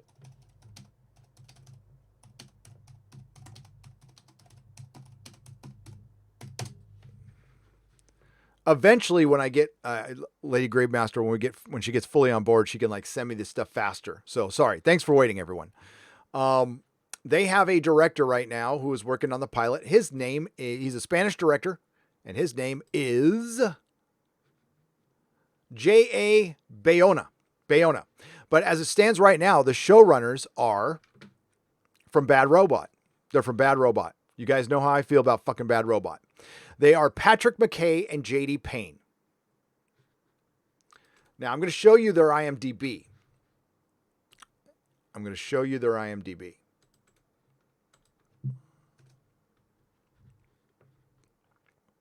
Let's start out with Patrick McKay. That's the showrunners of Lord of the Rings. Here is their IMDb. There you go. Uncredited writing work on Star Trek Beyond, a Flash Gordon movie that hasn't come out, and Lord of the Rings. They have no experience whatsoever. And they're from Bad Robot. And this place and the production team was filled with Bad Robot people. Well, turns out they might not be running the show anymore. And this director, this Spanish director, might be the showrunner. Now, again, this is rumor. Take it with a grain of salt. I got these all from theonering.net. I will link that. I will link them into the description. When this turns into a video, I will give them all the proper credit because I got all that information from them. It's a great place to go if you're a big Lord of the Rings fan. I highly recommend you watch all their stuff if you're a Lord of the Rings fan. Just absolutely do. So that's this dude right here. Might be taking over Lord of the Rings. And I say, hell yeah. Hell yeah. And I don't care. It's not from Bad Robot. So I think that is a great, great, great sign that maybe we're seeing the Jar Jar Abrams influence starting to erode because of the fall of Skywalker. I'm sorry Star Wars had to be sacrificed to get this guy out of Hollywood, as Doomcock calls him, the cinematic antichrist. And I don't want him involved in anything and anywhere near Lord of the Rings. So J.A. Boyana, you're on. I mean, dude, I'm watching you. I'm watching you, dude. But I hope you kick ass. I want this to be good. I want to be reporting on a good TV show. I want to be reviewing a good TV show. So this is good news. Good news. It looks like the inexperienced showrunners are out. Good. Absolutely good. And we do need to talk about, I'm going to take a couple more super chats and then we're going to talk about cancel culture. I wanted to give you some good news first, though. I really did. This is not good news.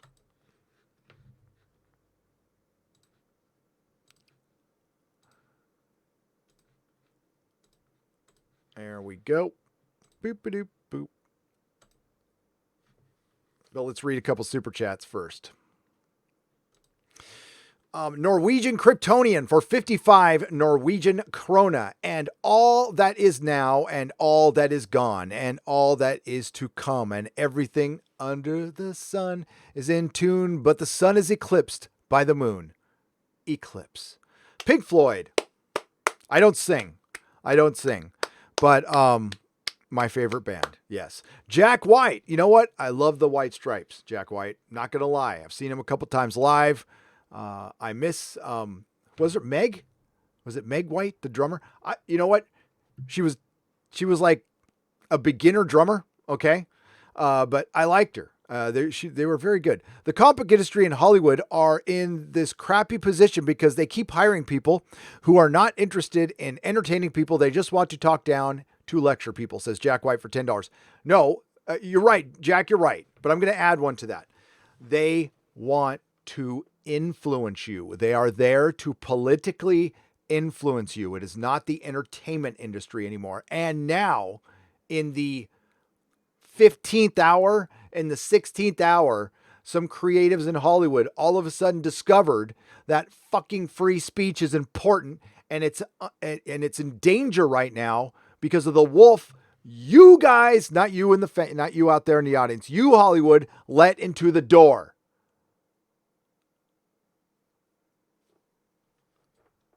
And now, guess what? Now your industry is in jeopardy. You can make all the announcements you want. You can talk about all the comic books that are coming about. The only industry right now that's not in danger is the gaming industry. Everybody else is in danger, especially since California, where your industry resides, it might go into shelter in fracking place again. And do you want to know why that is happening? It's not the goddamn bars that caused that. It was the protesting, the looting, the rioting that you all signed off on by not denouncing it. You can support whatever you want. I don't care.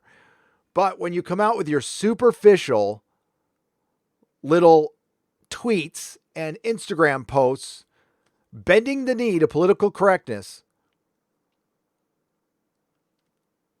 but not denouncing violence when they are burning down the places they sell your stuff in. And here's the problem. If you want to show support for protesters, fine. Make sure to specifically say, we support peaceful protesters. We do not support violence. We do not support looting. Because when you didn't denounce those two things, guess what? You embolden everyone. Peaceful protesters, rioters, and looters. Which is antithetical to what you do. Because you need to sell stuff. And by not denouncing that violence, you signed off on it. And you know what? You could have just not said anything at all. You could have not said anything at all. And maybe later on down the line, you know what? Make a donation quietly. The problem is it was all knee-jerk because that's all Hollywood is. It's superficial knee-jerk reactions. Nobody's going to take the time to look into something. I mean, just look what they do to Canon. Look what they do to the stuff they could make money on. Do you think they're actually going to do any work on something they're not going to make money on? So these giant corporations got scared and started donating to corporations and to entities and to charities that are antithetical to the American system that they rely on to make money. And then we had one of them, fucking Bad Robot, come out and say, no more white comfort. No more white comfort, huh? For one, well, that's pretty specifically bigoted. But what you really mean is no more middle-class comfort. That's what you really mean. Guess what? Middle-class comfort is required to purchase luxury items. You are a luxury item. You are not an influencer. You are not the news. You are playtime. Stakes are pretty high. It's pretty expensive, but you are playtime. You are make-believe. Nobody watches Star Wars to get influenced. Nobody watches Doctor Who to get influenced. Nobody watches Star Trek to get influenced. Inspired? Entertained? Have a laugh? Have some fun? Yeah, man. Those days are gone. So Bad Robot goes out there and says, no more white comfort. What the hell do you think? What kind of a message do you think that sends? That sends to everybody. Burn that shit down. That's the message it sent. Burn that shit down. So now the consequences. Now it's the consequences. The mainstream media is trying to push that it was the fracking bars. That is some bullshit. And boy, I hope more and more people are waking up to this stuff. Turn that crap off. Just turn it off. It's not good for your mind. It's not good for your soul. If you believe the mainstream media now, I don't want to insult anybody. But you're a dumbass.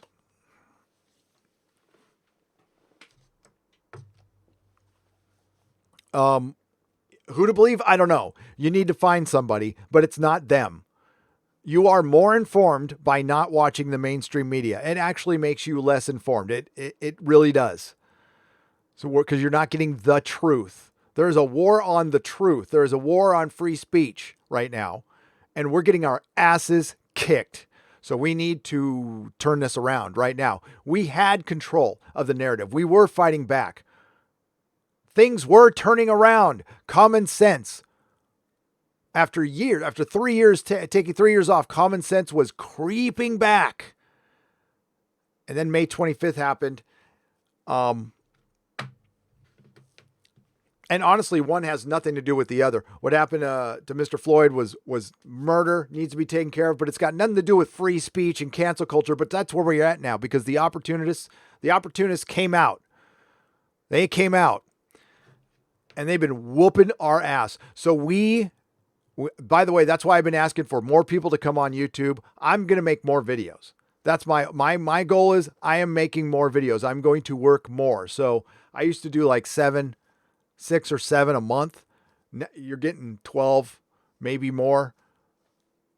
And I'm going to be talking about this stuff more. And I honestly, I don't know if it's going to get me in trouble. I don't care at this point because we need to do something.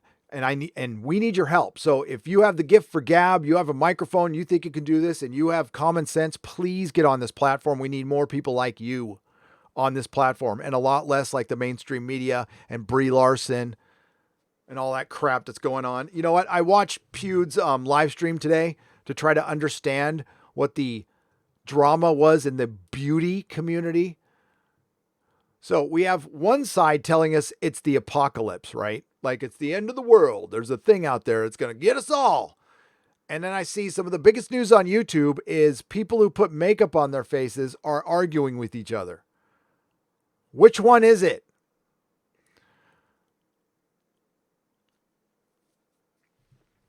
It's crazy, by the way. It's terrible. What's her name again? Tita? Tight? I don't remember. I know James Charles, one of them. I take his side. I'm sorry, his side? His side, right? I take James Charles, his side? Okay.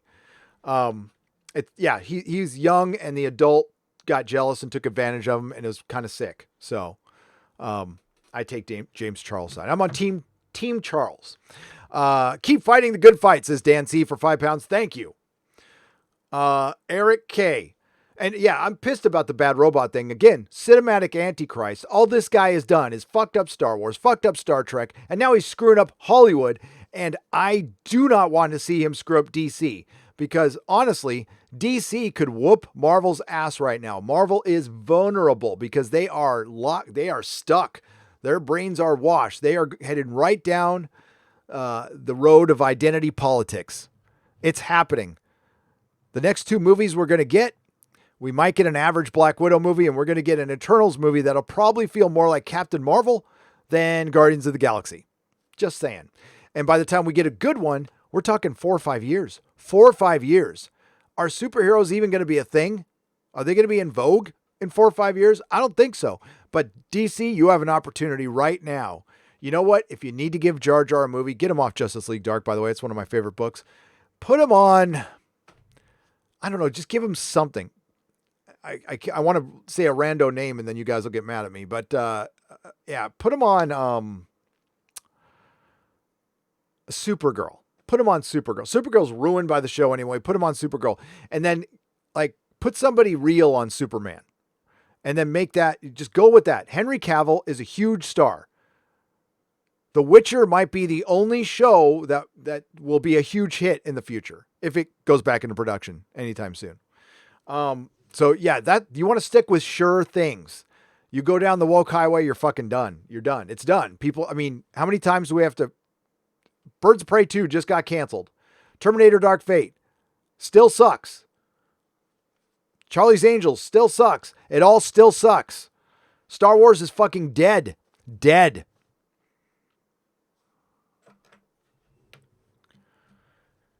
Eric K. Gary, that does say no. What? Okay, Gary, that does say no. It means they will be saying no to doing those things unless they are a bunch of writers who do not know how they write. Eric, we've already gone over this. You're talking about the Comics Pledge? They didn't know what they were writing, and it wasn't written by writers. It was written by 4 women who are activists who pretend to be comic book professionals.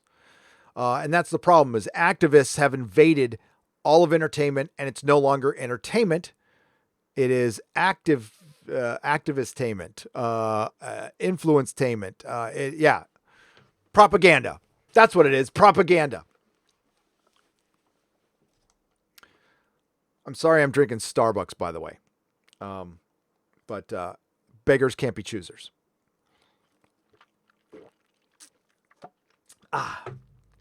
Sip of coffee for the strong female working woman who's out there. And we're not talking about any of the posers in Hollywood. The real ones out there. We love you. Whew. Freaking bad robot. Bad Robot with its white supremacy problem at work.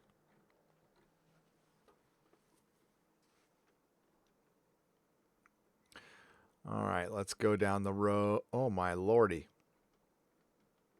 It jumped on me. There we go. Christian Basil for $5. Hey, Gary. Christian from the Legend of the Traveling TARDIS radio show. Hope all is well. Just catching up on a thing. What are you catching up on, Christian? For $5 from the Legend of the Traveling TARDIS radio show? Just catching up on thing. I hope you're catching up on something. Thank you. Jack White for $5. The screen name I use doesn't have anything to do with the music, Jack White. I know. One of all the Joker aliases that's why I use it. It's one of the Joker's aliases. That's why I use it. Gotcha. Mark C for $10. And thank you for the super chat. Dean Cain is absolutely correct. In fact, the last time I remember DC not being afraid of the American way was Action Comics 775 with the resolution of Superman versus the Elite. That was 2001, 2002. Yep, 2001, 2002, right around 9/11. DC Comics did not even celebrate 4th of July. Shame on them. Fucking shame on them. So F the modern comic industry. I don't need you anymore. Nobody needs you. There are enough old books, comics, games, DVDs, VHSs, toys. It'll take me a lifetime to sell them. I'm only planning on working, 20 more years. 20 more years. So I got plenty of time. I'm gonna sell stuff like this. I'm gonna sell stuff like this, and you know what? Yeah, even a Dynamite book. Hail Dynamite! Oh shit! I was supposed to call you guys. I'll call you guys. Yeah, stuff like this. Shit, I forgot. I was supposed to call them. Maybe, yeah, maybe that's something Lady Greymaster can do. Because I always forget. Mark C, thank you for the $10. Paisley Gemini for $19.99. I wish there were companies who would follow the insurance company in Florida who fired an employee for a video of him losing it at Costco because he was required to wear a mask. So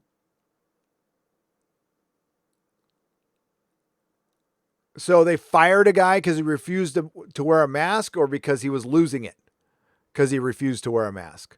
There's a difference. I mean, if he was disrespecting people at a store and screaming at them and did it publicly, fire him?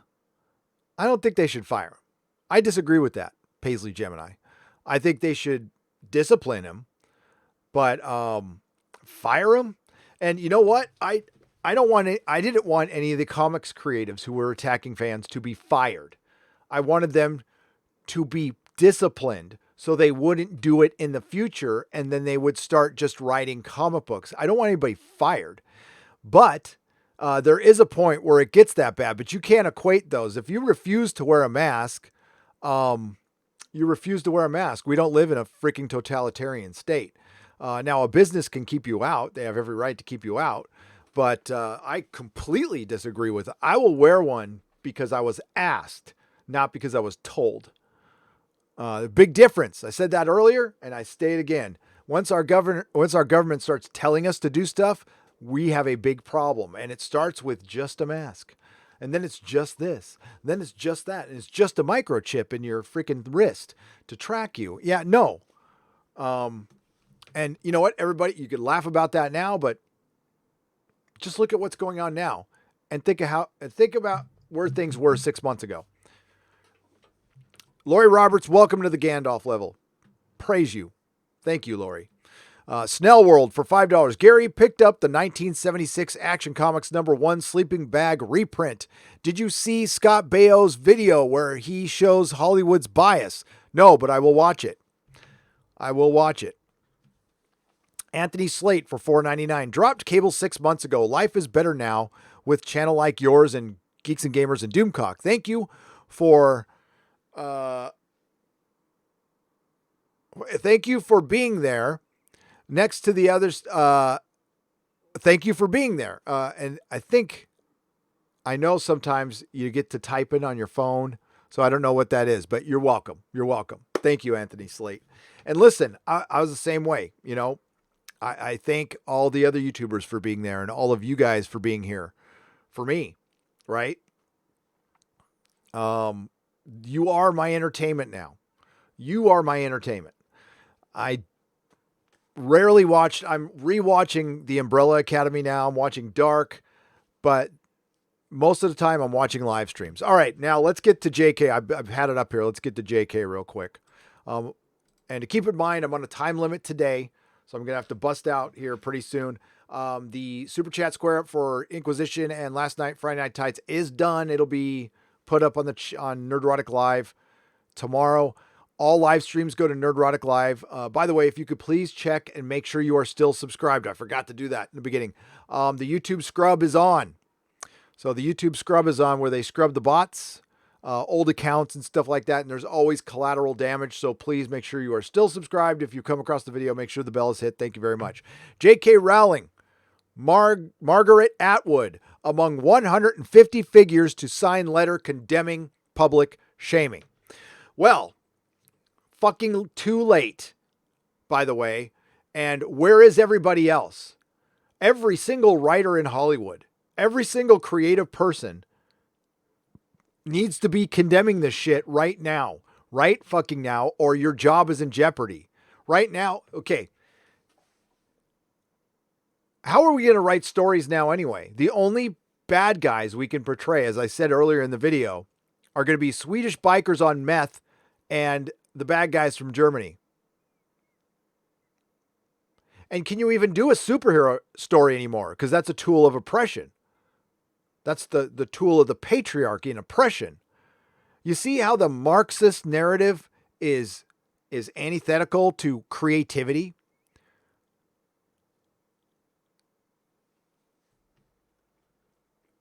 Harry Potter writer J.K. Rowling, by the way, admittedly, I'm a fan of Harry Potter. I am. I like the books. Read them with my kids. I like the books. I think J.K.'s crazy, but I agree with her here.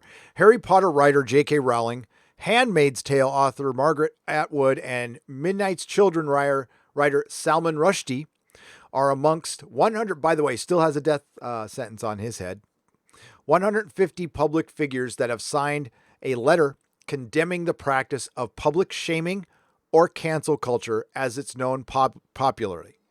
Cancel culture is a term used to describe individuals who have shared an unpopular opinion or have past behavior that's deemed offensive, who are canceled on social media. Rowling is one such example due to her views on the trans community. Again, I'm going to correct this. It's not her views on the trans community. This is a narrative that the alphabet community needs to separate themselves from, because you're going to start having problems with feminists. Right, you've already had those problems. You got to be, this is tricky stuff, man. This is tricky stuff here on YouTube. When you're born a certain way, man, woman, you have no choice in it, but you're born that way. Nature decides that. That's nature. Now, science, by the way, science can be politicized. Science can be very biased. Science is not the go-to anymore, folks. For all these a-holes out there calling you or I a science denier, but then they deny actual science in the next sentence when it comes to another subject, right? The hypocrisy, I'm just done with it. I'm done with it. We could say we want, so we do have some major issues with this, especially when it comes to women's sports. South Park has dealt with this perfectly. And right now, like, that's science. Okay. We're talking the science of being born a female. All right. You're starting to deny them their agency. That's what J.K. Rowling was talking about. She didn't want to be denied any of her agency. And guess what? Most women agree with her. Most women agree with her. Most working women, a surprising amount of women here in San Francisco would agree with her. So she's not wrong. She's getting killed for this stuff because they keep running that it's anti-trans. It's not anti-trans. It's pro-woman. Atwood received, and like this, I don't agree on with J.K. Rowling on much. Okay, I liked her books. I thought you know what? She proved you don't need to be a man to be able to write a man. She wrote Harry Potter, a little boy, perfectly. Perfectly. So you don't have to be the thing to write the thing. You have to be talented. Now, I don't know how, she hasn't been able to write anything out of Harry Potter with a shit. It's pretty awful. So I have questions about that, but that's a video for another day.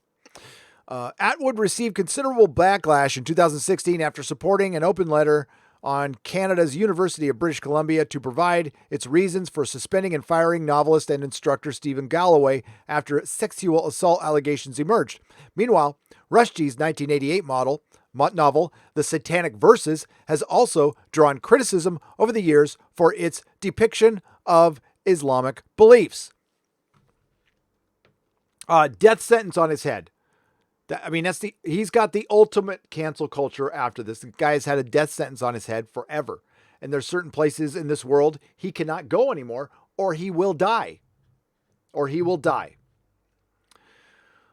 Other signatories of the letter include authors Martin Amis and Jeffrey, Noam Chomsky. Wow. Jasmine. These are people we wouldn't agree with very much. As centrists, or if you're on the right,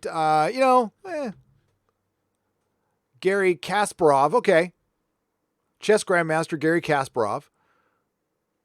But I'm not seeing Steven Spielberg, George Lucas. We need big names to condemn this. Everybody. The letter published Tuesday in Harper's Magazine states, the free exchange of information and ideas, the lifeblood of a liberal society, is daily becoming more constricted. And who has been defending free speech and free expression the most over the last 6 to 7 years? We'll say 4 to 5 years. Has it been the left or the right? It's been the right. While we have come to expect this on the radical right, censuriness is censuriness. I can't read that. Is also spreading more widely. Censuriness is also spreading widely in our culture. An intolerance of opposing views, a vogue for public shaming, and ostracism. So a vogue for public shaming and ostracism, and the tendency to dissolve complex policy issues in a blinding moral certainty.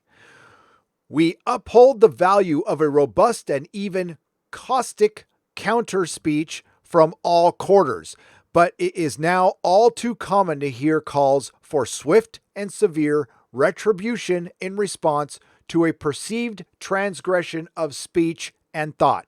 Whatever the arguments are around each particular incident, the result has been to steadily narrow the boundaries of what can be said without the threat of reprisal. The letter argues, we are already paying the price in a greater risk aversion among writers, artists, and journalists. What have we been saying? What have I been saying for fucking 6 years on this channel? Writers can't write anymore. That's part of the reason why everything sucks. They're leaning into the politics and they can't write because they're not free to write. Well, you know what? Writers, the writers back in the day used to have balls. And I mean this metaphorically, of course. You need to stand up. We need more people than this. And it is way too late. Where in the fuck have you been? You've been attacking us for wanting free expression. And some of you who have signed this letter are complicit in this shit, by the way, J.K. Rowling.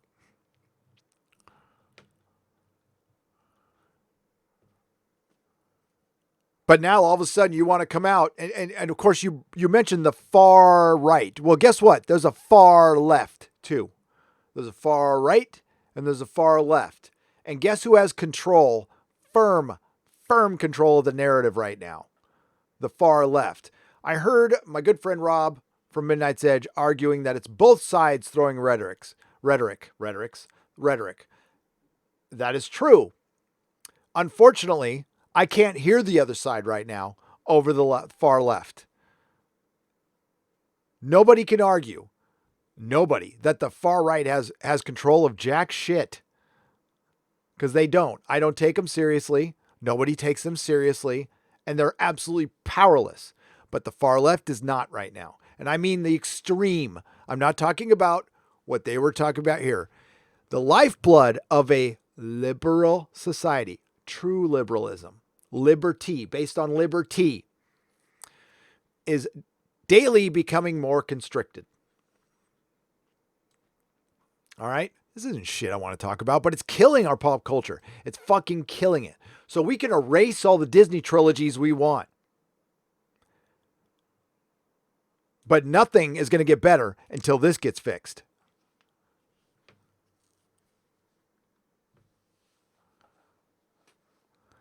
The letters have, by the way, we need to preserve the possibility of a good faith disagreement without dire professional consequences. YouTube.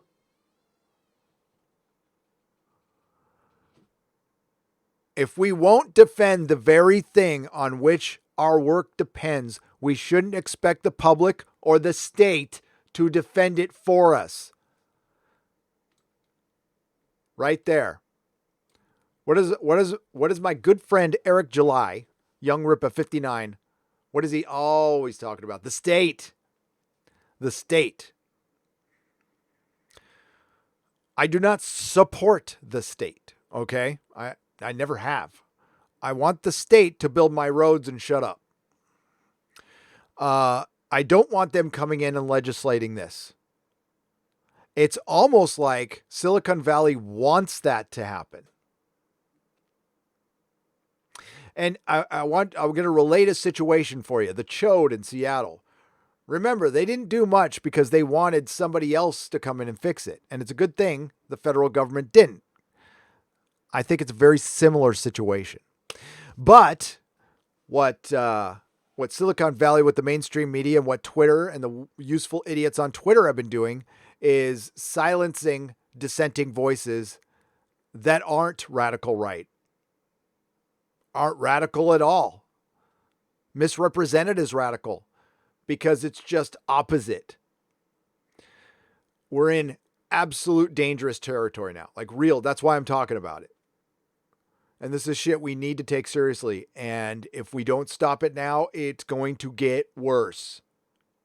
And then they will come after somebody like me. Well, I'm tame compared to this other shit.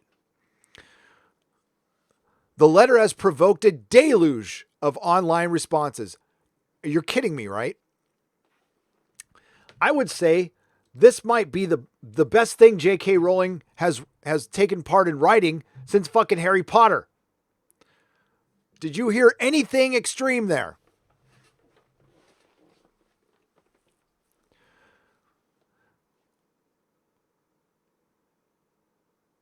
I had a conversation with somebody. Well, I got to make sure I'm allowed to tell this story. I will get back to you on that one. Lady Gravemaster, please remind me.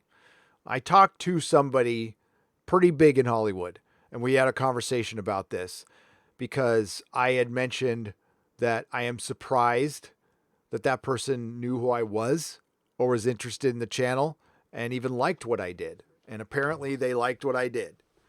And they told me why. Healthy discourse. We need to have a healthy discourse all the time. Our work is never done. Nothing is ever perfect. Right now, there are entities out there within Hollywood and without protesting on the streets right now and being violent on the streets who want to tear our system completely down and what they want to replace it with is worse, but they don't even have that ready yet. They just want to tear it down. And they think they can only partially tear it down. That's how stupid they are. They think they can just tear the part down that they don't like. The thing is, it all comes down. And then You have to rebuild it. And I think what the chode in Seattle showed us, it's very hard to build a system. Okay. But it's easy as hell to destroy it. And you know what? We need to fight for the system. For our kids, for ourselves. We can't just sit back, watch the news, and hope the orange man comes in and fixes stuff. It's not for the orange man to fix. It's for us to fix. And if certain entities are not working in the best interest of the people, then we need to start ignoring that. Now, I'm not telling anybody what to do. You make an individual decision. I will direct you towards an Eric July video that he recorded 3 or 4 days ago concerning civil disobedience. Highly recommend you watch it. We need to defend this. We need to defend it now. The fact that it's got a backlash at all is not surprising, but every artist in Hollywood should be signing this right now. Every comic artist should be signing this. Where in the fuck is the Comic Book Legal Defense Fund? Oh, I'm sorry. Getting me too'd. The letter has provoked a deluge of online responses. Author and transgender activist Jennifer Finley Boylan, who signed the letter, recanted her position within hours. I did not know who else had signed the letter. I thought it was endorsing a well-meaning, if vague, message against internet shaming. I did not know Chomsky, Steinman, and Atwood were in, and I thought I was in good company. The consequences are mine to bear. I'm sorry. Coward. Coward.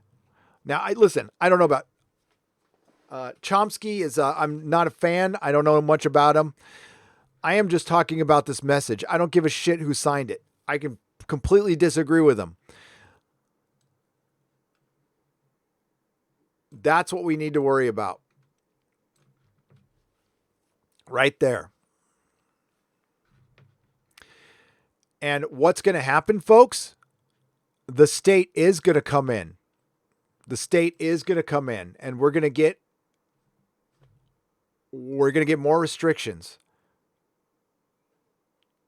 Just like with the Patriot Act, and just like with all the other restrictions that they don't roll back. The government doesn't roll shit back.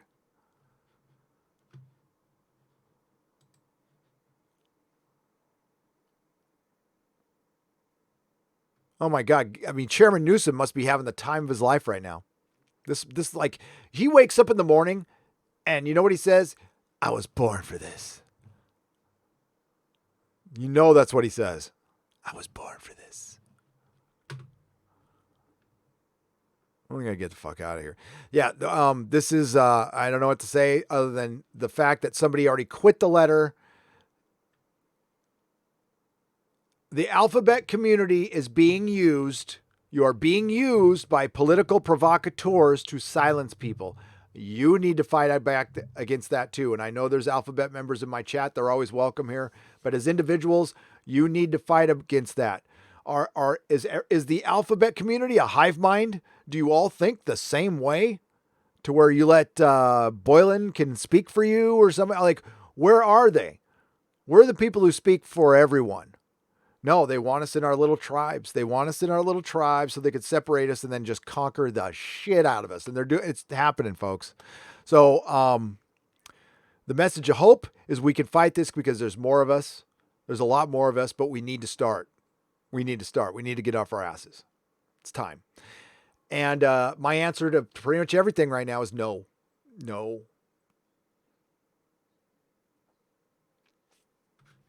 That message of hope.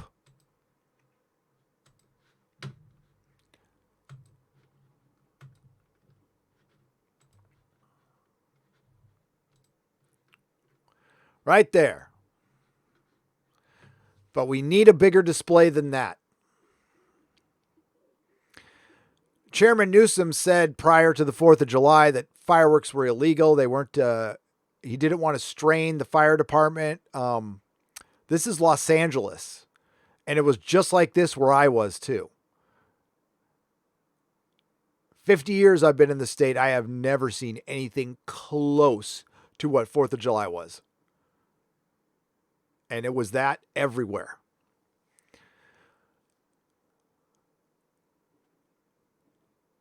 okay, we need to do more than fireworks now. We really do.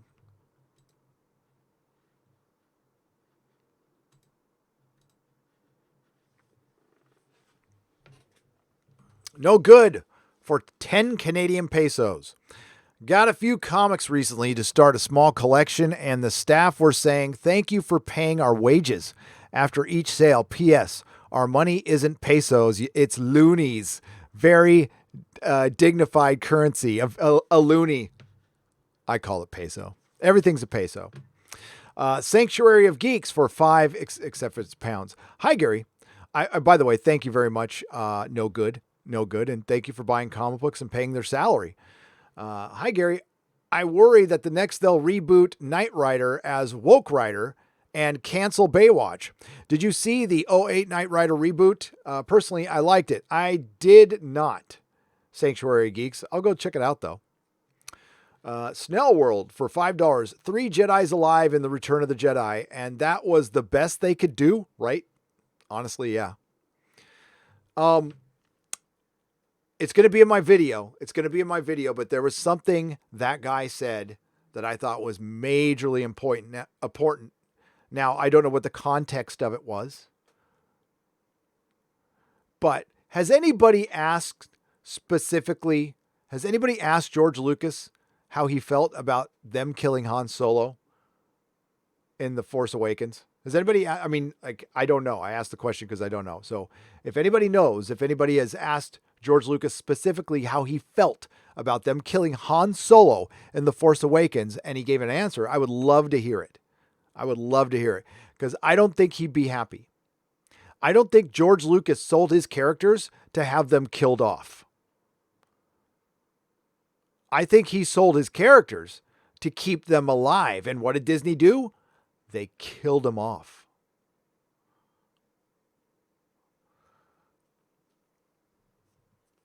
I think George Lucas sold. I think that's the last thing he wanted. And you know what? The only person who has the right to kill off Han Solo and Luke Skywalker is George Lucas.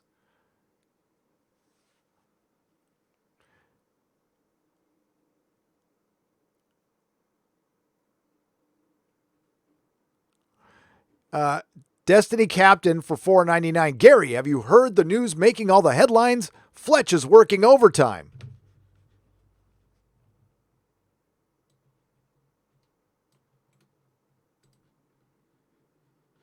Destiny Captain for $4.99.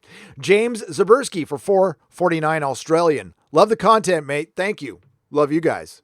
Arthur P for $1.49. Thank you for the phallic unicorn. Private Halo for Private Halo 117 for $19.99. I have a connection extremely high up in the Fan Expo, and they have a contingency plan for the con industry. Can't say much more right now other than been sending you emails for the last week and a half, still waiting on a reply. Private Halo. Are they from Private Halo?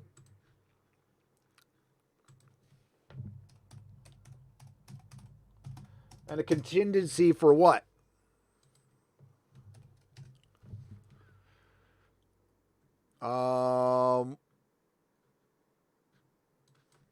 I'm checking. I don't see anything from Private Halo.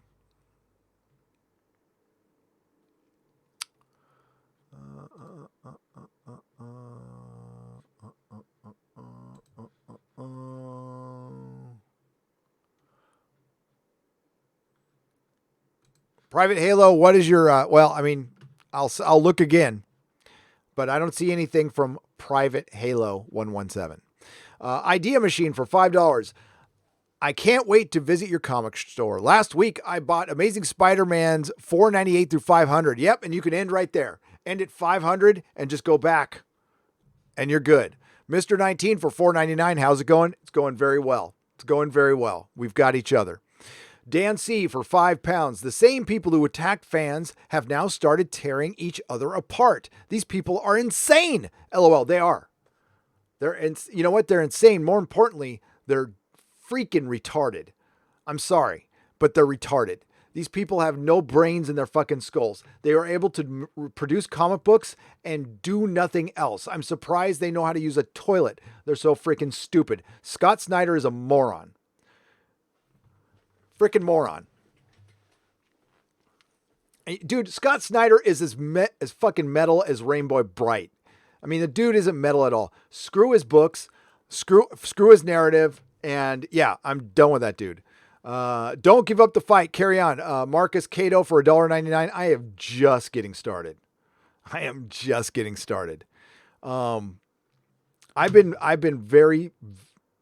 tried to be reasonable. I've tried to be nice. I've tried to be fair. Def 81 for £1.99. First time heard Ray and character is this. First time I've heard Ray and character in the same sentence. Well, it was not on purpose. Def 81. Ray is not a character. She is a block of wood. Loquacious Primate for $10. Hey, Gary. When I super chatted Unsafe Space, Carrie recognized me because a friend who watches you saw me mention her, and there are plans to have her come on and there are plans for her to come on your show. I'm glad you were able to connect. Yes. Thank you, Loquacious Primate, for $10. I emailed her, and hopefully sometime this week we can get her on. I'm going to have Lady Gravemaster contact her. Now that I have some help, I will be able to get to more stuff. Fox Pocket for $20. Do you have any advice for someone opening up their first brick and mortar store? Have been considering expanding my online card game shop by opening a store in a small hometown, tabletop, arcade, use manga, media, and anime merch. That is a great idea, Fox Pocket. What I would do is go find a small town, but not that small, smallish. See if you can buy the building. And it doesn't have to be in the sexiest part of town. That's the biggest mistake comic shops make. People find comic shops. They don't need to be on Broadway or in the sexiest part of town. You put that thing in the outskirts. Just make sure people can get there. You have free parking. And if you own the building, that's half the battle right there. If you can buy a building, and right now, we're already starting to see the rental market come way down. All right.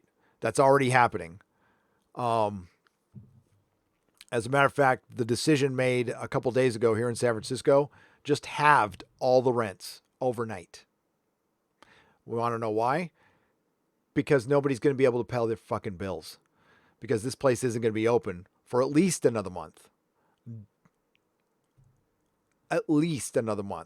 And they keep pushing it back a month until it's election time. Believe me, folks, when it's past November, everything's going to go back to freaking normal. We'll say early next year. You're seeing everything getting pushed back. They're just trying to lock us down for an entire year. There is a way to fight that, but you got to be willing to, risk something. Miracle Draw for £5. Hey, Gary, do you think if Disney gets, but my recommendation, try to buy the building and if not, negotiate the lowest rent as possible. And don't bury yourself under inventory. You can get a lot of stuff used. Be cheap.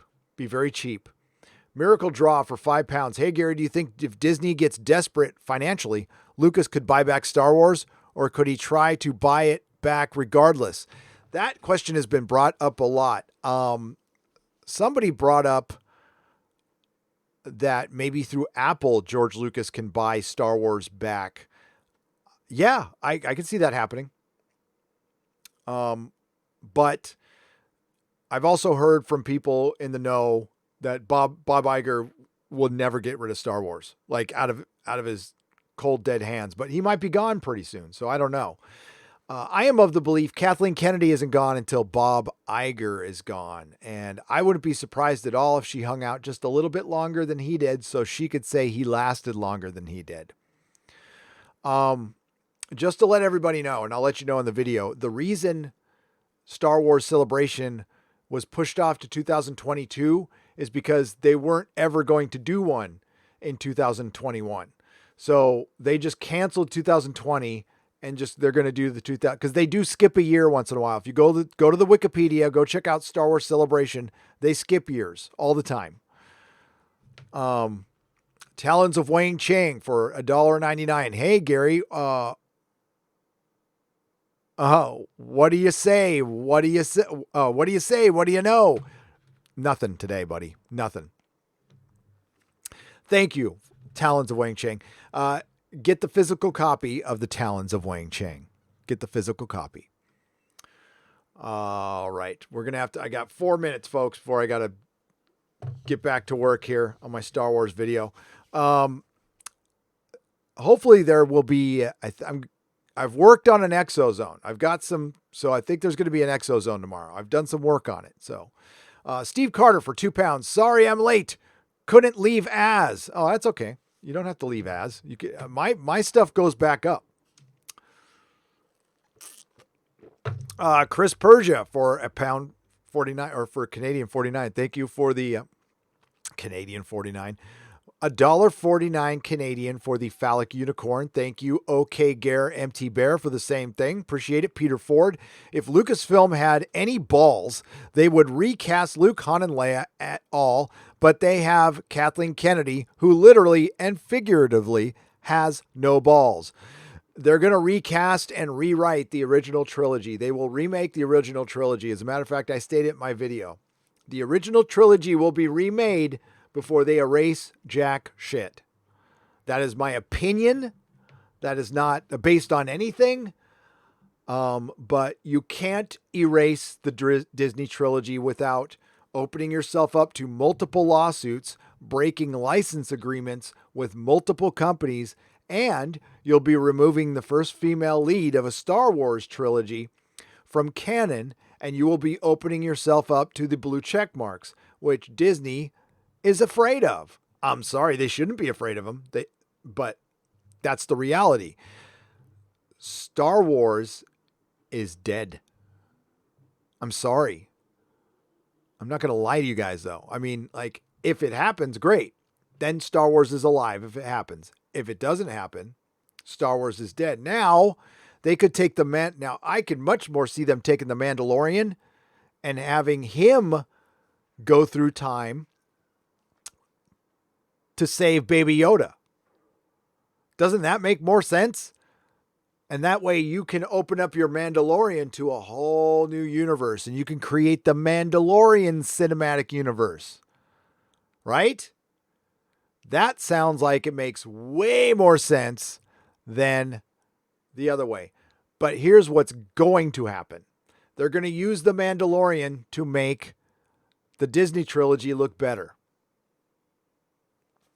Kind of like the Clone Wars. What the Clone Wars did for the prequels, the Mandalorian will start doing that for the Disney sequels. It has to work, folks. They got to make it work. They can't undo it. They don't have the money to do it. Christ, it would cost them a fortune to redo a franchise. I mean, come on. No, I think the one that I would watch, I would be way more interested in the Mandalorian if they went through some little time vortex or whatever and created their own universe and then use the MCU model, which is what I believed is going to happen. What I still believe is going to happen. They're going to bring in Kevin Feige and Jon Favreau and just try to recreate the MCU, which you can't, by the way. Good luck. But it would be better than anything we get from Kathleen Kennedy or her crap story group.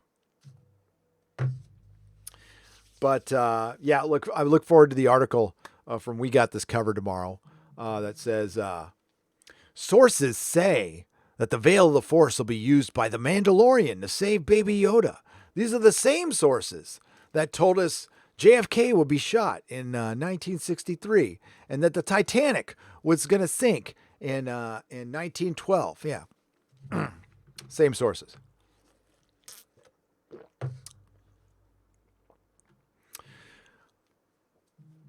If you worked at Technicolor, did any of the CG Ninja Turtles run through your hands? I noticed it was rendered in Technicolor. Well, was it between the years 2009 and 2011? Because if it was, yes. I worked on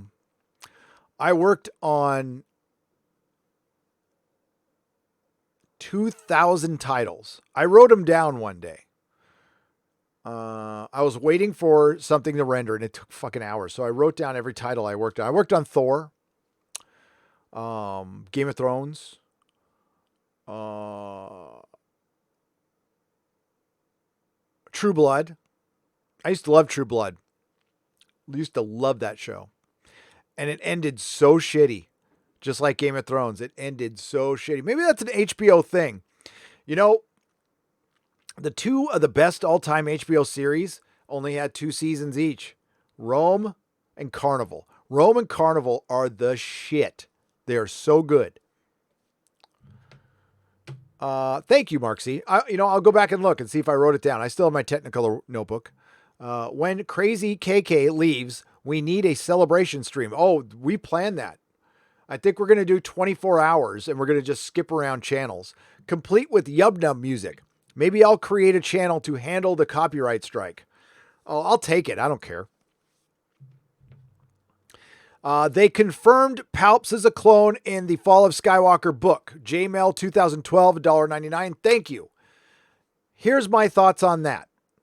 That's not confirmation.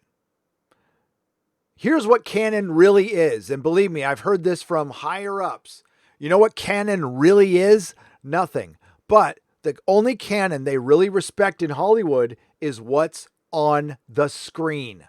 No books, no comic books. Every director, when they take on a project, they see that if it's in a comic book or in a book, it didn't happen. It had to happen on screen. So that is not confirmation that Palps is a clone. It had to happen on screen or you can fuck with it. And believe me, they'll fuck with it. Crow T Robot from the Satellite of Love for $5. All they have to do is rename 7 and 9 as the multiverse without breaking agreements. That breaks agreements.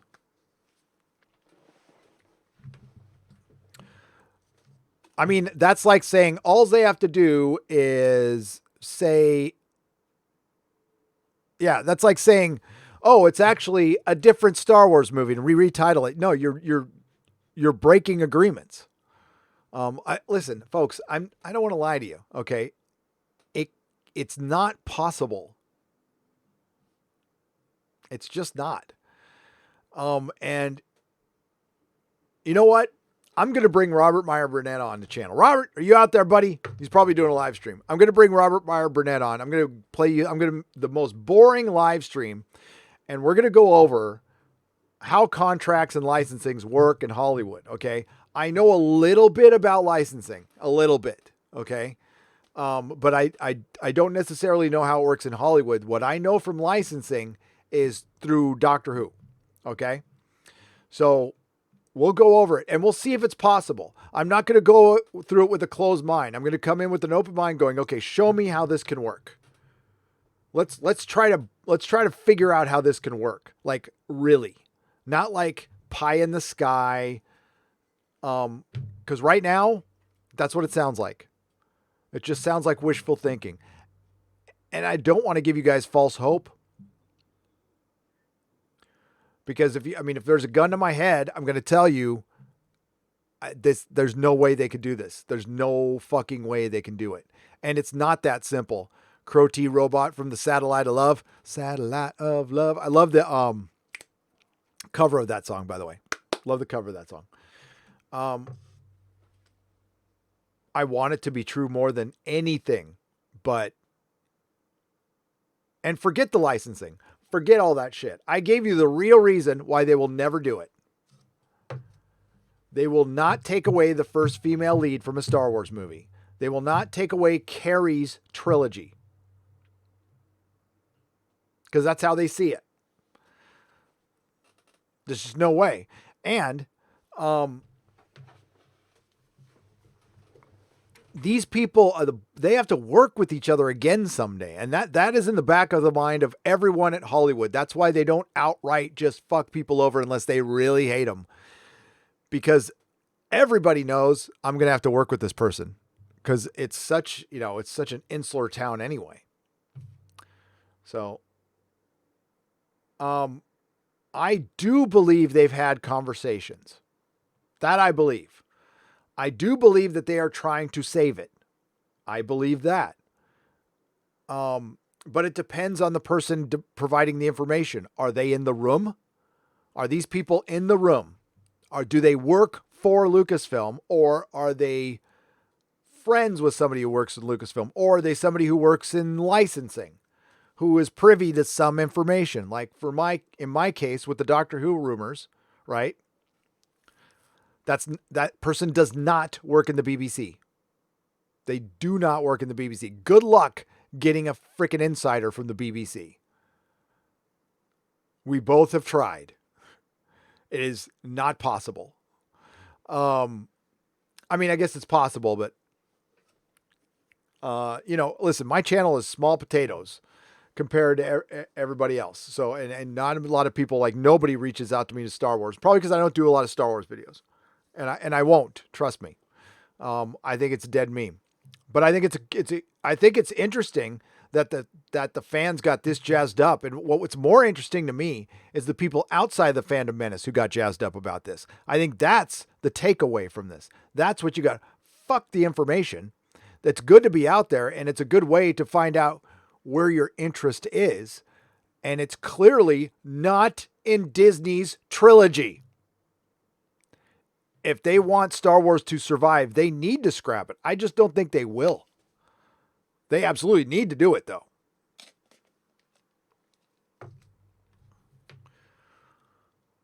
But political correctness and listen, Crow T, if that was the sentiment a month ago or prior to the beer bug, or even a month ago, prior to the looting and the riots and the protesting, prior to George Floyd, I could believe that they might consider that. After George Floyd, no way. Not happening. Southeastern Kaiju, thank you for the $1.49. And we're going to say Sir Straight, thank you for the $1.49 and the super sticker. Last super chat of the day, and I got to take off. Eric K for $5. Maybe Rey will go back in time, stop Anakin, and wipe out not only her existence, but Luke and Leia, and change history. And go, oops. Oh, I killed one too many people. I don't exist anymore. Oh, that'd be great. If they're going to mess with time, they'll do it through The Mandalorian. They will not erase the Disney trilogy. It's already history. It's already gone. And I think they just want it to be a memory. But if they erase the Disney trilogy, and I'm going to stay on this, there's 2 rides at Lucasfilm that are now part of the multiverse. That shit matters to people. It does. And if it didn't matter, then they would just take Star Trek Discovery and put it in the Kelvin universe. If it didn't matter to anybody, that would instantly make pretty much everybody happy. I don't think anybody would complain too much about Star Trek Discovery being in the Kelvin universe. But I think the people who like The Last Jedi and for whatever reason would screech, would unholy hell. And I don't care. But Disney does. It doesn't matter what I think. It doesn't matter what Doomcock thinks. It doesn't matter what Midnight's Edge thinks. It matters what Bob Iger thinks and Kathleen Kennedy. And Jon Favreau's not in control. I wish he was. I'll say it again. Go back and watch my first Mandalorian review, the first episode. First thing I say, these are the people who should be in charge of Star Wars. It's the first thing that genuinely felt a little bit like Star Wars, but they'll never get it back unless George comes back. And that reality really didn't hit until I was thinking of that analogy today. I'm like, yeah, that's right. You can buy, you know what? Somebody could go buy Doomcock's IP, right? Get his voice changer, put on his mask. I ain't going to be fucking Doomcock. Same goes for Star Wars. You're getting, it's fake Star Wars. It's just like fake Trek. Okay, so I got to wrap it up there. Sorry I couldn't get to everything, and I will put it in, probably add it to my square up tomorrow. Announcement. The Nerdrotic Nooners time is changing, okay? Because I really want to be more consistent with this show. But it's very difficult because it's kind of in the middle of my day. Because it's 4:00 now, and I still have an entire day's worth of work to do. So I need to shift my schedule. It's not very good for the family stuff now, especially since Mrs. Nerdrotic's home all day now. So we are moving the Nerdrotic Nooner to 10 a.m. Pacific time, 10 to 12. 10 to 12. We can run long on some days, which is fine, but we're going to say generally 10 to 12. Coming at you, Campia. No, it's that doesn't factor in it at all. It's just better for me time-wise. I'm sorry if it sucks for some of you, but it really is. It's going to be Monday, Wednesday, except for weeks I have the Inquisition. So it goes Monday, Wednesday, and then it goes Tuesday, Wednesday. Monday, Wednesday, Tuesday, Wednesday. I know it's confusing, but Inquisition night, it's hard for me to turn around and do a live stream the next day. So, and I owe you guys a chill stream. We need to do that soon too. So we got some good Lord of the Rings news. Looks like the bad robot dweebs are out. We'll see, but it looks like they're out. And Russell Crowe is going to play the last King of Numenor, which is awesome. Birds of Prey, we didn't really go over that much, sorry. Got canceled. Big surprise. They're going over to fuck up another franchise, Pirates, and they're going to get the exact same results. Exact same results. Cancel culture is something that really the Fandom Menace needs to be talking about as much as possible, and they have been. By the way, they have been. A lot of up and coming channels have been going at this hard. Jeremy's been talking about it. I've been talking about it. We need more people talking about it, and it needs to be fought at every step. And the key to that is no. And the problem is it's Hollywood bending the knee all the time. They're fucking all of us over by doing that. Like I said in my last video, if you didn't see it, Bad Robot screwed over everybody with their little statement. So they need to pay for that. They need to pay for that. I mean, don't give them money. That's what I mean by that. I'm going to tell you what I meant by that. Don't give them money. Fight back by holding, you keep your wallet in your pocket. Nothing violent. Okay. Just don't give them money. Don't support them. They're fucking shit. Star Wars rumors. Interesting. I got a video coming out with more details on that, but I do have to thank publicly Ichibaka. And I will make sure, go check out his channel and stuff. So that's it. Thank you very much. Thank you to Lady Greymaster for your help today on this. Thank you to everyone. Thank you to Eric K, the Modrotic, Starry-Eyed Girl. Thank you for being here, the Modrotic. I appreciate you. Nihilist Shadow, thank you. Lori Wilson, thank you. Comics Division, good looking out, buddy. Chris Persia. Bird of Prey 5, Kapla. Welcome to all the new members. Welcome to all the new subscribers. I can't thank you guys enough. Next live stream for sure will be 2 p.m. this Friday. Friday Night Tights. Should be a good one. We've got some, hopefully we'll get the guests we want, but we'll see. We'll see. Not so sure. So until next time, not all who wander are lost, and may the wings of liberty never lose a feather.